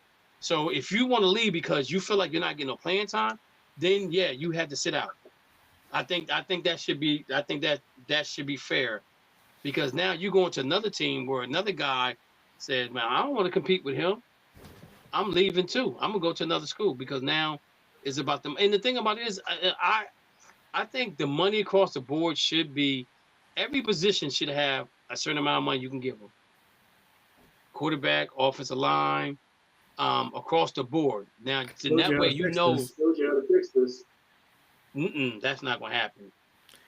They can say, I don't think you should get more money based on your position. I think you should get more money. If you stay 1 year, you get more money. If you stay 2 years, you get more money. And if you stay 3, you get more money. If they're willing to pay you that money. Now, just because you stay 3 years don't mean you deserve, because you stay 3 years, you may not be that good a player. Right. But if you're a star player and you only play 1 year, one and done, I don't think you should get that much. Okay, so getting back to what I was saying, I was using that for the lead into another statement, but I'm just saying if you play certain players a certain amount of money at every position across the board, now you know what you're getting. Where the problem comes in is that you're gonna get guys that are gonna be backdoor more money, regardless. And now you're back at square one, where you have players that's getting NIL money, and then you got alumni dropping off another bag at his mom or dad's house. They go down to a Mercedes-Benz dealer and get a brand new vehicle, and both works at Piggly Wiggly. And they were like, how you get this car? Now this becomes another issue that you got to deal with the NIL. I agree. I think the NIL is out of control, but what he wants to do, I don't think I'm not agreeing with that. I think it should be a situation like, for example, I can almost guarantee you that in college, when you have tennis matches, nobody pays. I don't think they pay to go see a tennis match. I think they pay for football, basketball, wrestling, volleyball. I think those games get paid for. Lacrosse probably don't get paid. You know what I'm saying? Swim meets probably they don't have to pay. You know what I'm saying? So again, if they give them NIL deals to all those that they're not making revenue for their events, then I say, yeah, they need to be paid. But if your event is a paid event, other than the major sports, then you got to compensate, because again, number 11 is number 11. If you were number 11 at Penn State, you guarantee people's gonna follow you number 11. Since Arrington wore number 11, right? People have wore that number. Since Micah wore number 11, people have wore that number. When Carter wore number 11, he wore that number. I mean, people have been wearing that number. So should they get some money for that? Because if they don't wear that number, they wear another number. Somebody's getting paid for it. And if the school's making money off of them, and we're not even talking about like the NCAA 2K or BK or 2K, whatever they play now, you know, and their likeness is on there as well. You know what I'm saying? And give a lot of credit for Shannon. I think Shannon O'Brien that went to UCLA, who's the one that sued the NCAA. Yeah, he sued the NCAA for his likeness, who started all of this. And I think, again, somebody needs to get paid. Like Curry says, he said, it's out of control. They need to figure it out, right? But then again, you're still going to get people going backdoor money. People can say Indiana won. They won the national championship because you got what's his name? Mendoza. You said own the Mavericks.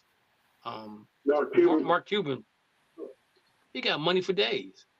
So can you imagine how much money he dished out to all these players to come in to play, right? And you can sit there and say, well, they bought a championship, right? People buy championships. Well, they're not going to spend no more money than the University of Miami spent. Miami spent a bunch of money now. They didn't win it, but they spent a ton of money. They hit the transfer portal hard. But you know what though? They was competitive. You know what I'm saying? And they played the national championship game. Yeah. And a play here, a play there, they might have won.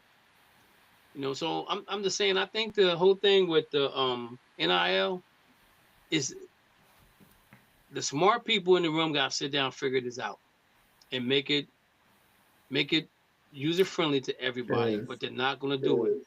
They're not going to do it. Told you, but it is. They just don't want to do it. They just don't want to do it. They're not going to do that.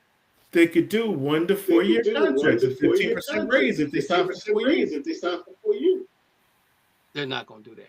Because I'm going to tell you why. Because the situation is, if you're there, so the problem what you're saying, Mo, I get what you're saying, but the problem is that when you leave and you go somewhere else for more money, now you got to repay that money back that you owe them, right? Yeah. So what happens though is that now the university that you're going to, they're gonna say, okay, you want me to come here and play? You got to pay them their money back. Yeah. And universities are like, nah, man, we ain't doing all that. We'll pay some, but we're not gonna pay all of it. Exactly, but that's how you fix it. Because guys aren't gonna move. But the thing about it is, you got some teams that say, okay, I'll take care of it. You got some teams that say they won't do it. Exactly. So again, I get what you're saying, but again, that's not going to fix the whole thing, because you're going to have some players teams aren't going to sign that but see, I wouldn't sign a 4-year deal. If I do a year deal and with a 10% raise or 15% raise, if you stay. I'm not saying everybody has to be a 4-year. I'm saying you just give them the option to do 1, 2, 3, and 4-year deal. I'm not saying everybody has to look into a 4-year. But okay, so let's say I do a 4-year deal, right? Yeah. I do a 4-year deal, I'm playing, and then another school comes to me and say, look, we want you to come play with us. we can't get you out your contract, or we can get you out of contract, but we're gonna eat this money for you. But the money we're gonna give you ain't what you get near, but you got a better chance of winning a championship, because there's gonna be so many scenarios involved. Like the kid that went from Texas A&M to where he went to Texas, was it Alabama, or where he was at Georgia and went to Texas A&M, I think. And so they were like, yo, he owes the money that he had a $500,000 contract, but they're saying the value is 1.2 million, right? So if the value is more than what the contract is, now the school got to eat some of that to bring him there to play football. That's why I think it becomes a slippery slope, because I think that if you're leaving like a Division 2 or 3 team to go to Division 4, I think it works better for them. But if you're in the top divisions, it's not going to work the same. You see what I'm saying? But it's up to the player to sign that 1, 2, 3, and 4 year deal. They understand the deal once they sign a 4 year deal.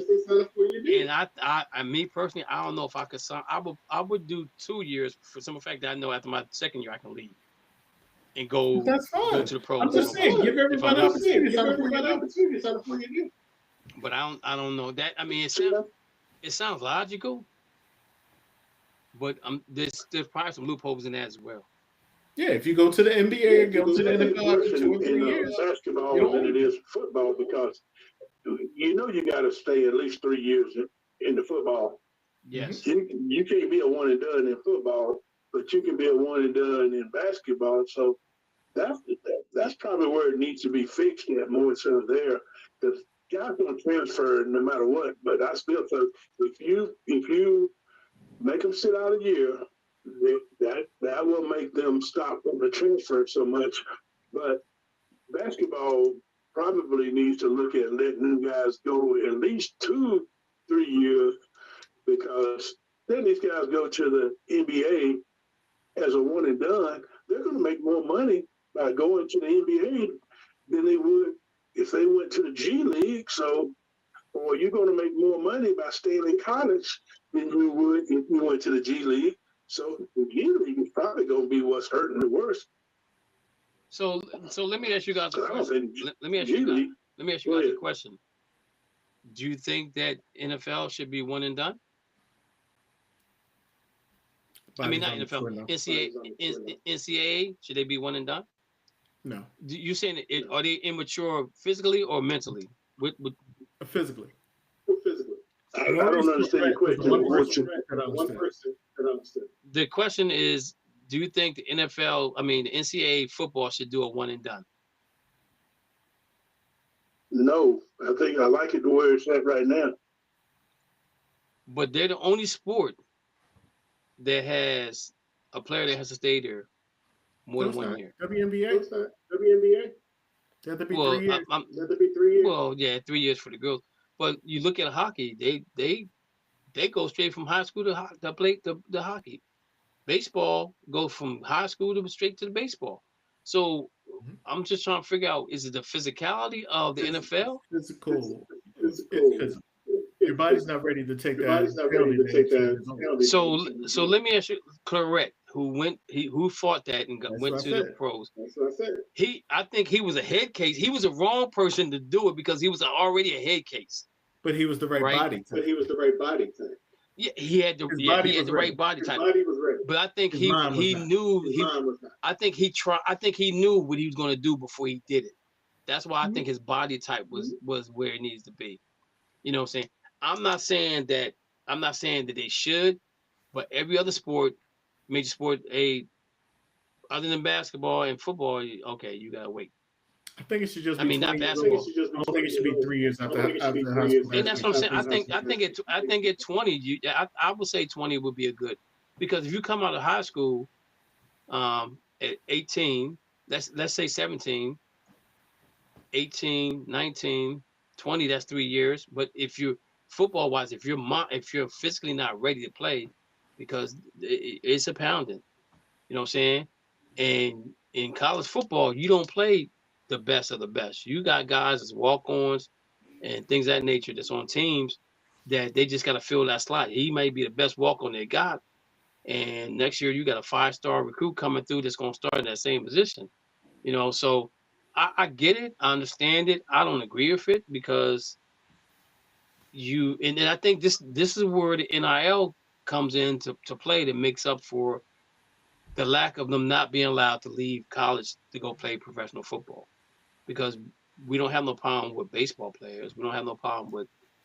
We don't really have a problem with basketball players, like Mo said. I mean, like Curry said. So, again, I just think that this NIL situation needs to be really addressed, and the minds that matter, other than the president, need to get into a room and figure this thing out to make it easier for players to play where they want to play. In money's a factor, you know what I'm saying? And if you take Jason Tatum, for example. Jason Tatum said he remember when her mom, the lights was off, didn't have no electricity, things of that nature. And that puts you in a different mindset, because now you want to make sure that your mom's taken care of forever. And you want to get to that level as soon as you possibly can. So you work harder to get to that level. And Jason Tatum's not the only kid that had went through that. There's a lot of kids that go through that. Michael Parsons talks about his mom he's getting up in the morning with his mom to deliver newspapers. You know what I'm saying? So all those things come to play when they're saying, I want to play right now, or I have to wait for NIL deal to go play somewhere else. And the thing about it is that it's pouring into high school football as well. Football and basketball and wrestling, NIL deals are being made at the high school level. You know what I'm saying? And now that's where it's going to be a situation where I think if a player takes an NIL deal, he can't leave that school. He can try to transfer if he wants to. Now, I want my money back. So where you going to get your money back from? Mom and dad work at Piggly Wiggly's or at the gas station. You know what I'm saying? Where's that money coming from now? Not that there's something wrong working at Piggly Wiggly, but I'm just saying. Where's Piggly Wiggly in South Carolina? I'm just using Piggly Wiggly for example. You can say Burger King, McDonald's, whatever. Piggly Wiggly in Piggly in North Carolina. You can say McDonald's, Burger King, wherever. You can say I'm just saying, you ain't got no Piggly Wiggly in Pennsylvania. Man, you know I was stationed down south. I know what Piggly Wiggly's is. I know, but I'm saying, you talking about Piggly Wiggly like you can get a job at Piggly Wiggly right now. Yeah, you can. You should be able to go get. I'm just saying that. Well, if I say Giant, do you know what I'm talking about? Yeah. But you talking about Giant? You talking about Giant Eagle? I'm talking about Giant Foods, the restaurant. I mean the. If I say Wise, would you know what Wise is? I know all the restaurants. I know all the grocery stores. See what I'm saying? So if I say if I said Wise, but if I said Wise, only people who knew what I'm talking about were people up north. Yeah. If I said Giant, nobody knew. So when I said Piggly Wiggly, that means everybody knows about it. You should have said Food Line. Or you could have said, what's another? Giant is also another thing. I'm trying to think of ones that are across the country. Kroger's? You could say Trader Joe's. Kroger's is not. Trader Joe's. Trader Joe's? Whole Foods. Well, Trader Joe's, you can start working at Trader Joe's. They said at $20 an hour, so you're making good money. Much better than the Piggly Wiggly. Because it's nationally known. Well, I'm just saying though, so the NIL deal they gotta fix this, man. They really gotta fix this. They don't need to fix it. Kids getting paid now. They don't need to fix it. Not if it rolls over into high school sports. That's the only issue I have. Oh, so now we're worried about high school. Before we worried about college. Now we're worried about high school. But that's where it's going, because they need to fix it. They need to fix it at college. So if they It's do bring already it in to high high schools school, with AAU, and people I know it's in transferring high high school schools to get to a better position. right? I understand it's in high school, but my thing is this right here, is that he needs to be they need to dot their I's and cross their T's if they're going to bring it down to high school level, because what's going to end up happening is private school. I mean, not private, but local schools like Harrisburg High I go to was a school district. They're not gonna be able to compete because they're gonna go to private school to McDevitt. They're gonna go to a Catholic school. They're gonna go to a prep school and play for money, and then get to college and still play for money. But then it comes to play is like, are you doing it for the money or are you doing it for the fame and the fortune? I mean, you're doing it for fame and fortune, or doing it for the love of the game. And that's where we're at now, I think, with some of the players, is they're doing it for the fame and fortune, not for the love of the game. Real quick. And you can't fault them for that. I mean, no. If it's there, you might as well go and try to grab as much of it as you can. I don't blame the players. I just think what's the old saying? Don't hate the player, hate the game, or whatever. But I can't fault the players for grabbing all they can. I don't fault now, either. Back to that president, back to your president. He needs to back up and back out, because there's too many other things he needs to be focused on instead of worrying about NIL and transfer report and all this stuff. Because I mean, ain't nobody suffering because of NIL. There's nobody struggling to put gas in their tank because of the NIL and all this stuff. Help me where I can get some gas at a affordable price. Don't be telling me about some NIL. 7-Eleven. You need to back up and back out. 7-Eleven. 7-Eleven got 30 to 50 cents off per gallon. I can sing y'all the deals. For how long? I had 30 cents off my my fill up, and it still came to $50. 30% off. What kind of car you drive? It was my truck. But Pennsylvania has the highest gas probably on the East Coast. No, it doesn't. Yeah. Have you seen New York prices? The New York price is not as high as Pennsylvania, trust and believe me. Oh my God. Pennsylvania. How much is regular out there? And you know Florida's down there too, right? It's at 409 right now, I believe it is. Man, it's 433 here in Maryland. Yeah, it's $4 a gallon here for regular, and my car burns premium in it, and it was $4.80 a day. Only time I put premium in my vehicles when I get on the highway. Only time I put premium in my car is by accident. I have to burn premium in my car. I'm sorry. Anyways, I have to burn it in there. Anyways, one more. Well, talking about some NBA basketball.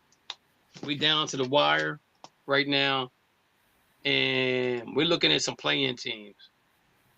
Mo, the standings as we speak right now. Detroit. Right now we got Atlanta. I mean, New York's losing to Atlanta 69-61. It's in the third quarter. Detroit's losing to Orlando 71-57. Cleveland's beating Memphis 34-36. San Antonio's playing Philadelphia 29-26. That should be a good game. Detroit has won. They said, let me see, they got the X. They've already locked the conference. So they're already locked. And they got the win. They got tiebreaker over the Celtics. Celtics are 53-25. New York can't afford to lose because they'll move down to the 4th spot. If they keep on losing. Cleveland is so let's look at New York. New York toughest schedule. New York got the toughest schedule, I believe. But they play they have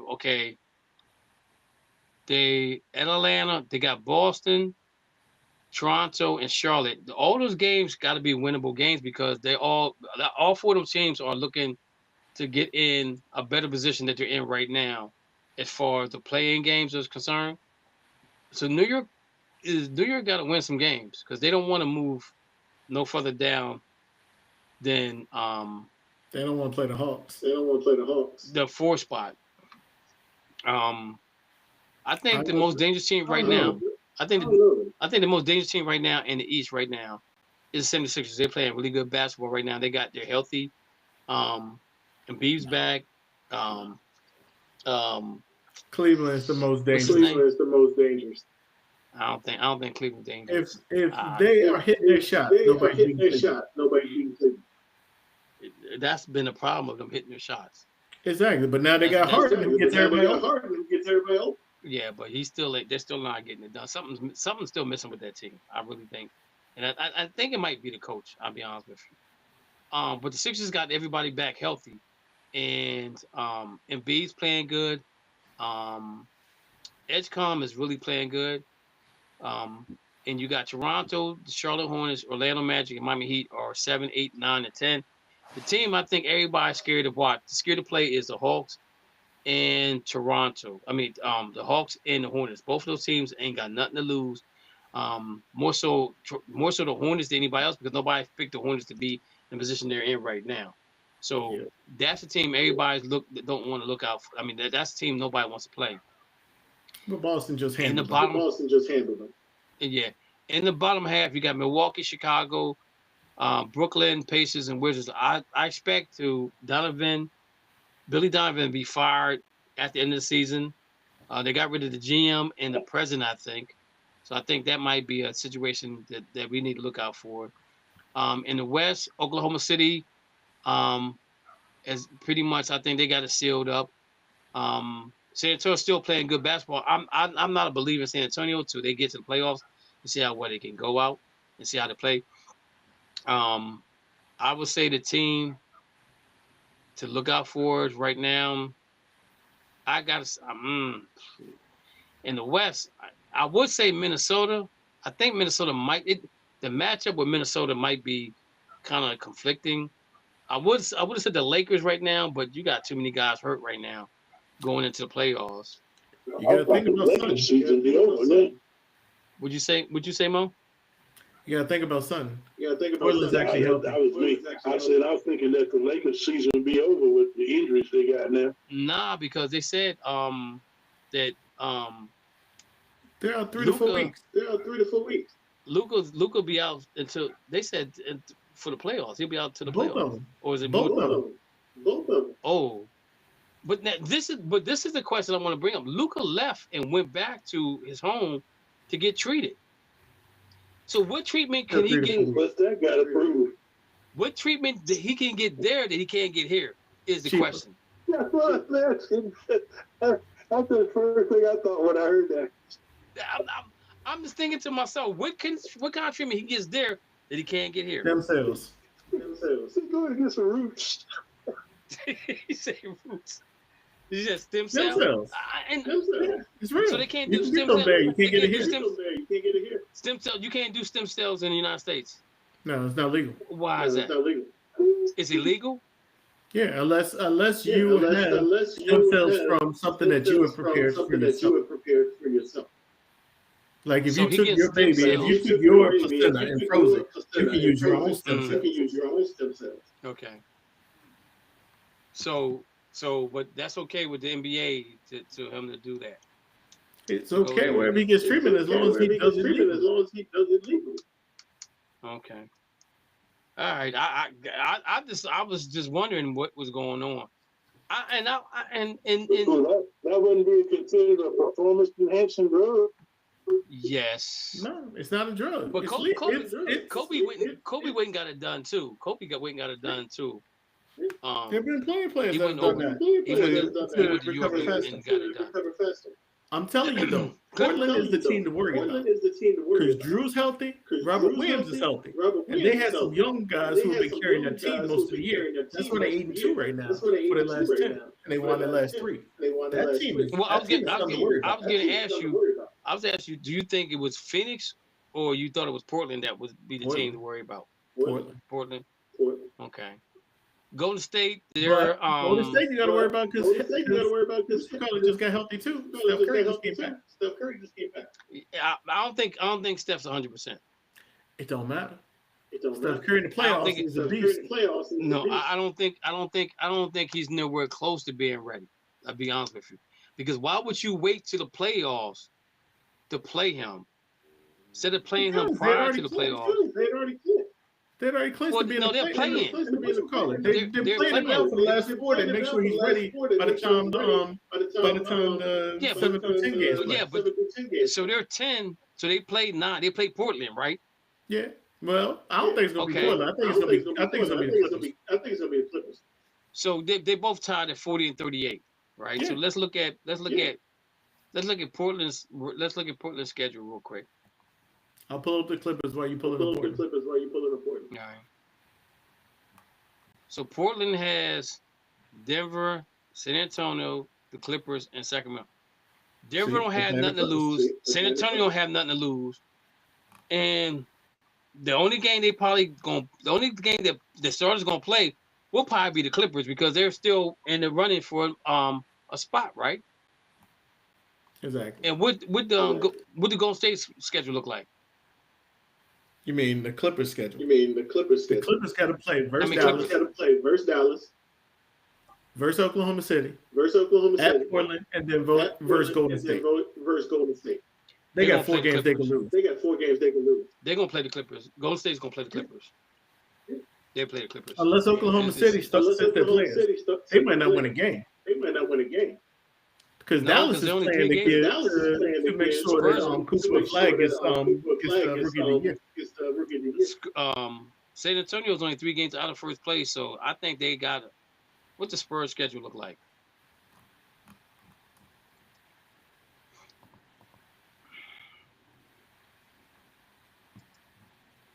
Playing 76ers now. They got Portland, Dallas, and Denver. Whoa.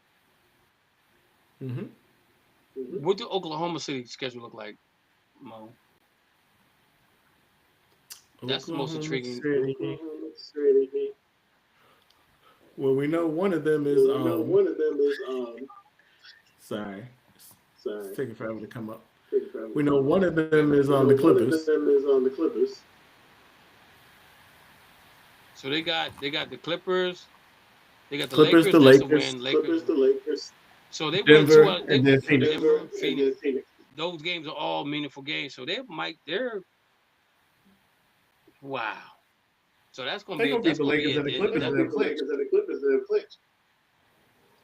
Yeah. Because all it takes is 2 games unless San Antonio But loses. Denver and Phoenix needs those wins too. So because the West remember, definitely San Antonio has the tiebreaker. Yeah. Denver and Phoenix both need wins. Well, Denver don't. It don't matter for Denver, but Phoenix. They're gonna beat the Lakers. They're gonna beat the Lakers. But they got back to back. Wow, crazy. I don't even want to get into the MVP race yet. But anyway, man, the game's about to come on. 6 minutes away from the game. Hey, I appreciate you guys calling. Hey, this weekend we need to try to figure out this thing. What's going on with the dial pad? If this dial pad's not working anymore, then we're gonna go with the call in from the We just need to get everybody on screen so we can see Dana. What Get your internet hooked up, Dana. What you sent me something in the inbox? 7-Eleven. What is that? 7-Eleven. I told you I was sending y'all the discounts. 7-Eleven. Oh, gotta get the 7-Eleven app. Okay, gotcha. All right, guys. Appreciate you. Anybody's on the live feed. Appreciate you staying in with us. It was painful for me today. Oh, by the way, Toronto, the Dodgers are in Toronto winning 6-1 right now. Leave no stones unturned. The odds maker got us playing the Yankees again this year, but they said the Mariners are right there. Seattle's right there knocking on the door. We beat them 2 out of 3 in Seattle. And you guys are definitely doing. Y'all still doing your thing with 1.84 earned runs is very impressive at the beginning of the year. So we'll see how this thing turns out. I tell you, as a Yankees, I'm impressed with what I'm seeing with the Yankees because, usually you have some high ERAs at the beginning of the season because the pitchers haven't got in tune, but man, the Marlins got a pitcher that went complete game in April. Yeah. Yeah, we miss out. Marlins, We miss out. We miss This might be a tight little. This might be a good year. yeah, Marlins said, well, I ain't trying to move up. I'm not trying to move to Montreal. I want to stay right where I'm at, where it's nice and warm. Real quick, this is ironic how this happened. So, girls basketball, I was a Houston Comet fan. I don't even know where Houston moved to. They disbanded overnight, and then I became a Connecticut Suns fan because of the young lady that went to school here in Harrisburg, and that's how I become a Connecticut fan. But she moved, she left and went to the Phoenix Mercury, Mercury, and now Connecticut's moving back to Houston. So Boston was supposed to, check this out. Boston Celtics was supposed to buy the team. WNBA said, no, you're not buying the team. We're moving the team to Houston. Now, if you want an expansion team coming up, we'll get you an expansion team. And the owner's like, no, I don't want that. I want the team that you have right now. So there was a lot going on with that conversation. I wish I'd been a fly on the wall in that conversation because I know it was pretty heated. Because they were playing games in Boston. That's why it made no sense to move the team. But I get it, they wanted Houston back. And the thing about it, even Boston, so Boston's looking to build a stadium for basketball because they play in TD Garden, which is a hockey arena. And this is one of the reasons why they said they don't have the All-Star game there because something with the NHL or something like that. So they're looking to build out by the airport. And there's a lot of land out there. Something's going on out the land. And ain't nobody out there. Something's going on with that land out there. Because when I flew in there, it was a lot of. You got to drive 30 minutes to get to Boston. From the airport. There ain't no 30 minutes, man. Maybe 10, 15 minutes. Dude, it's okay. 10, 15. Okay. It wasn't no 30 minutes. It might have cost like 30 minutes, but it was not that far. To get it's where? Not that far. Where were you going? From the airport to the stadium, it's not that far. Okay, the stadium is close, but the stadium isn't really close. The stadium is like downtown. Anywhere you stand is like 30 minutes from the airport. Mm-mm. I stayed right next to the stadium. Well, that's one of the only places to stay downtown. No, it's a bunch of hotels down there. I just stayed at that one because it was so cold. All I did was walked out my door and walked up the steps, and I was in the stadium. Right. That was so convenient. They might have built some new places down there. I hated the hotel. I really did. I did not like the hotel at all. It was terrible. They wouldn't give me new towels. They want to change my bed. I don't know what this is with this hotel. Now they change your bed every 4 days. So that's another story for a different day. All right, guys. Hey, Curry, who you got tonight? Michigan. Mo, who you got? NC State. I ain't say who needed a coach. I said who you got tonight to win. We got a coach, Justin Gainey, baby. I got UConn. I'm going with Michigan. I think Michigan gonna do it. Even though I wouldn't mind UConn winning again. I think my man's doing an outstanding job up there with his basketball team. I'd rather be lucky than good. Didn't they come back to state? Herb Silverback, did he come back to Coach State? Justin Gainey, stop it. All right, guys, man. Hey, y'all have a good night. God bless. All right, y'all. Take care, fellas. All right.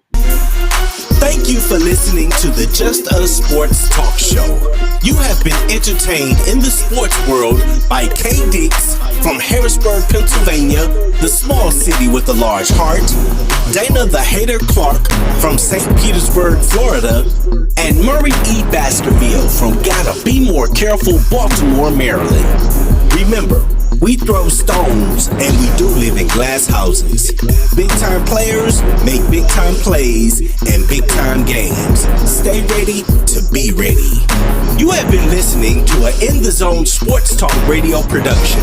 Remember, you can hear us again on star107fm.com on Saturdays from 11 a.m. to 1 p.m. Eastern Standard Time.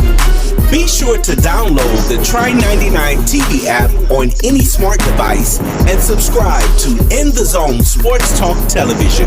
The cost is $4.95. Thank you in advance for your support.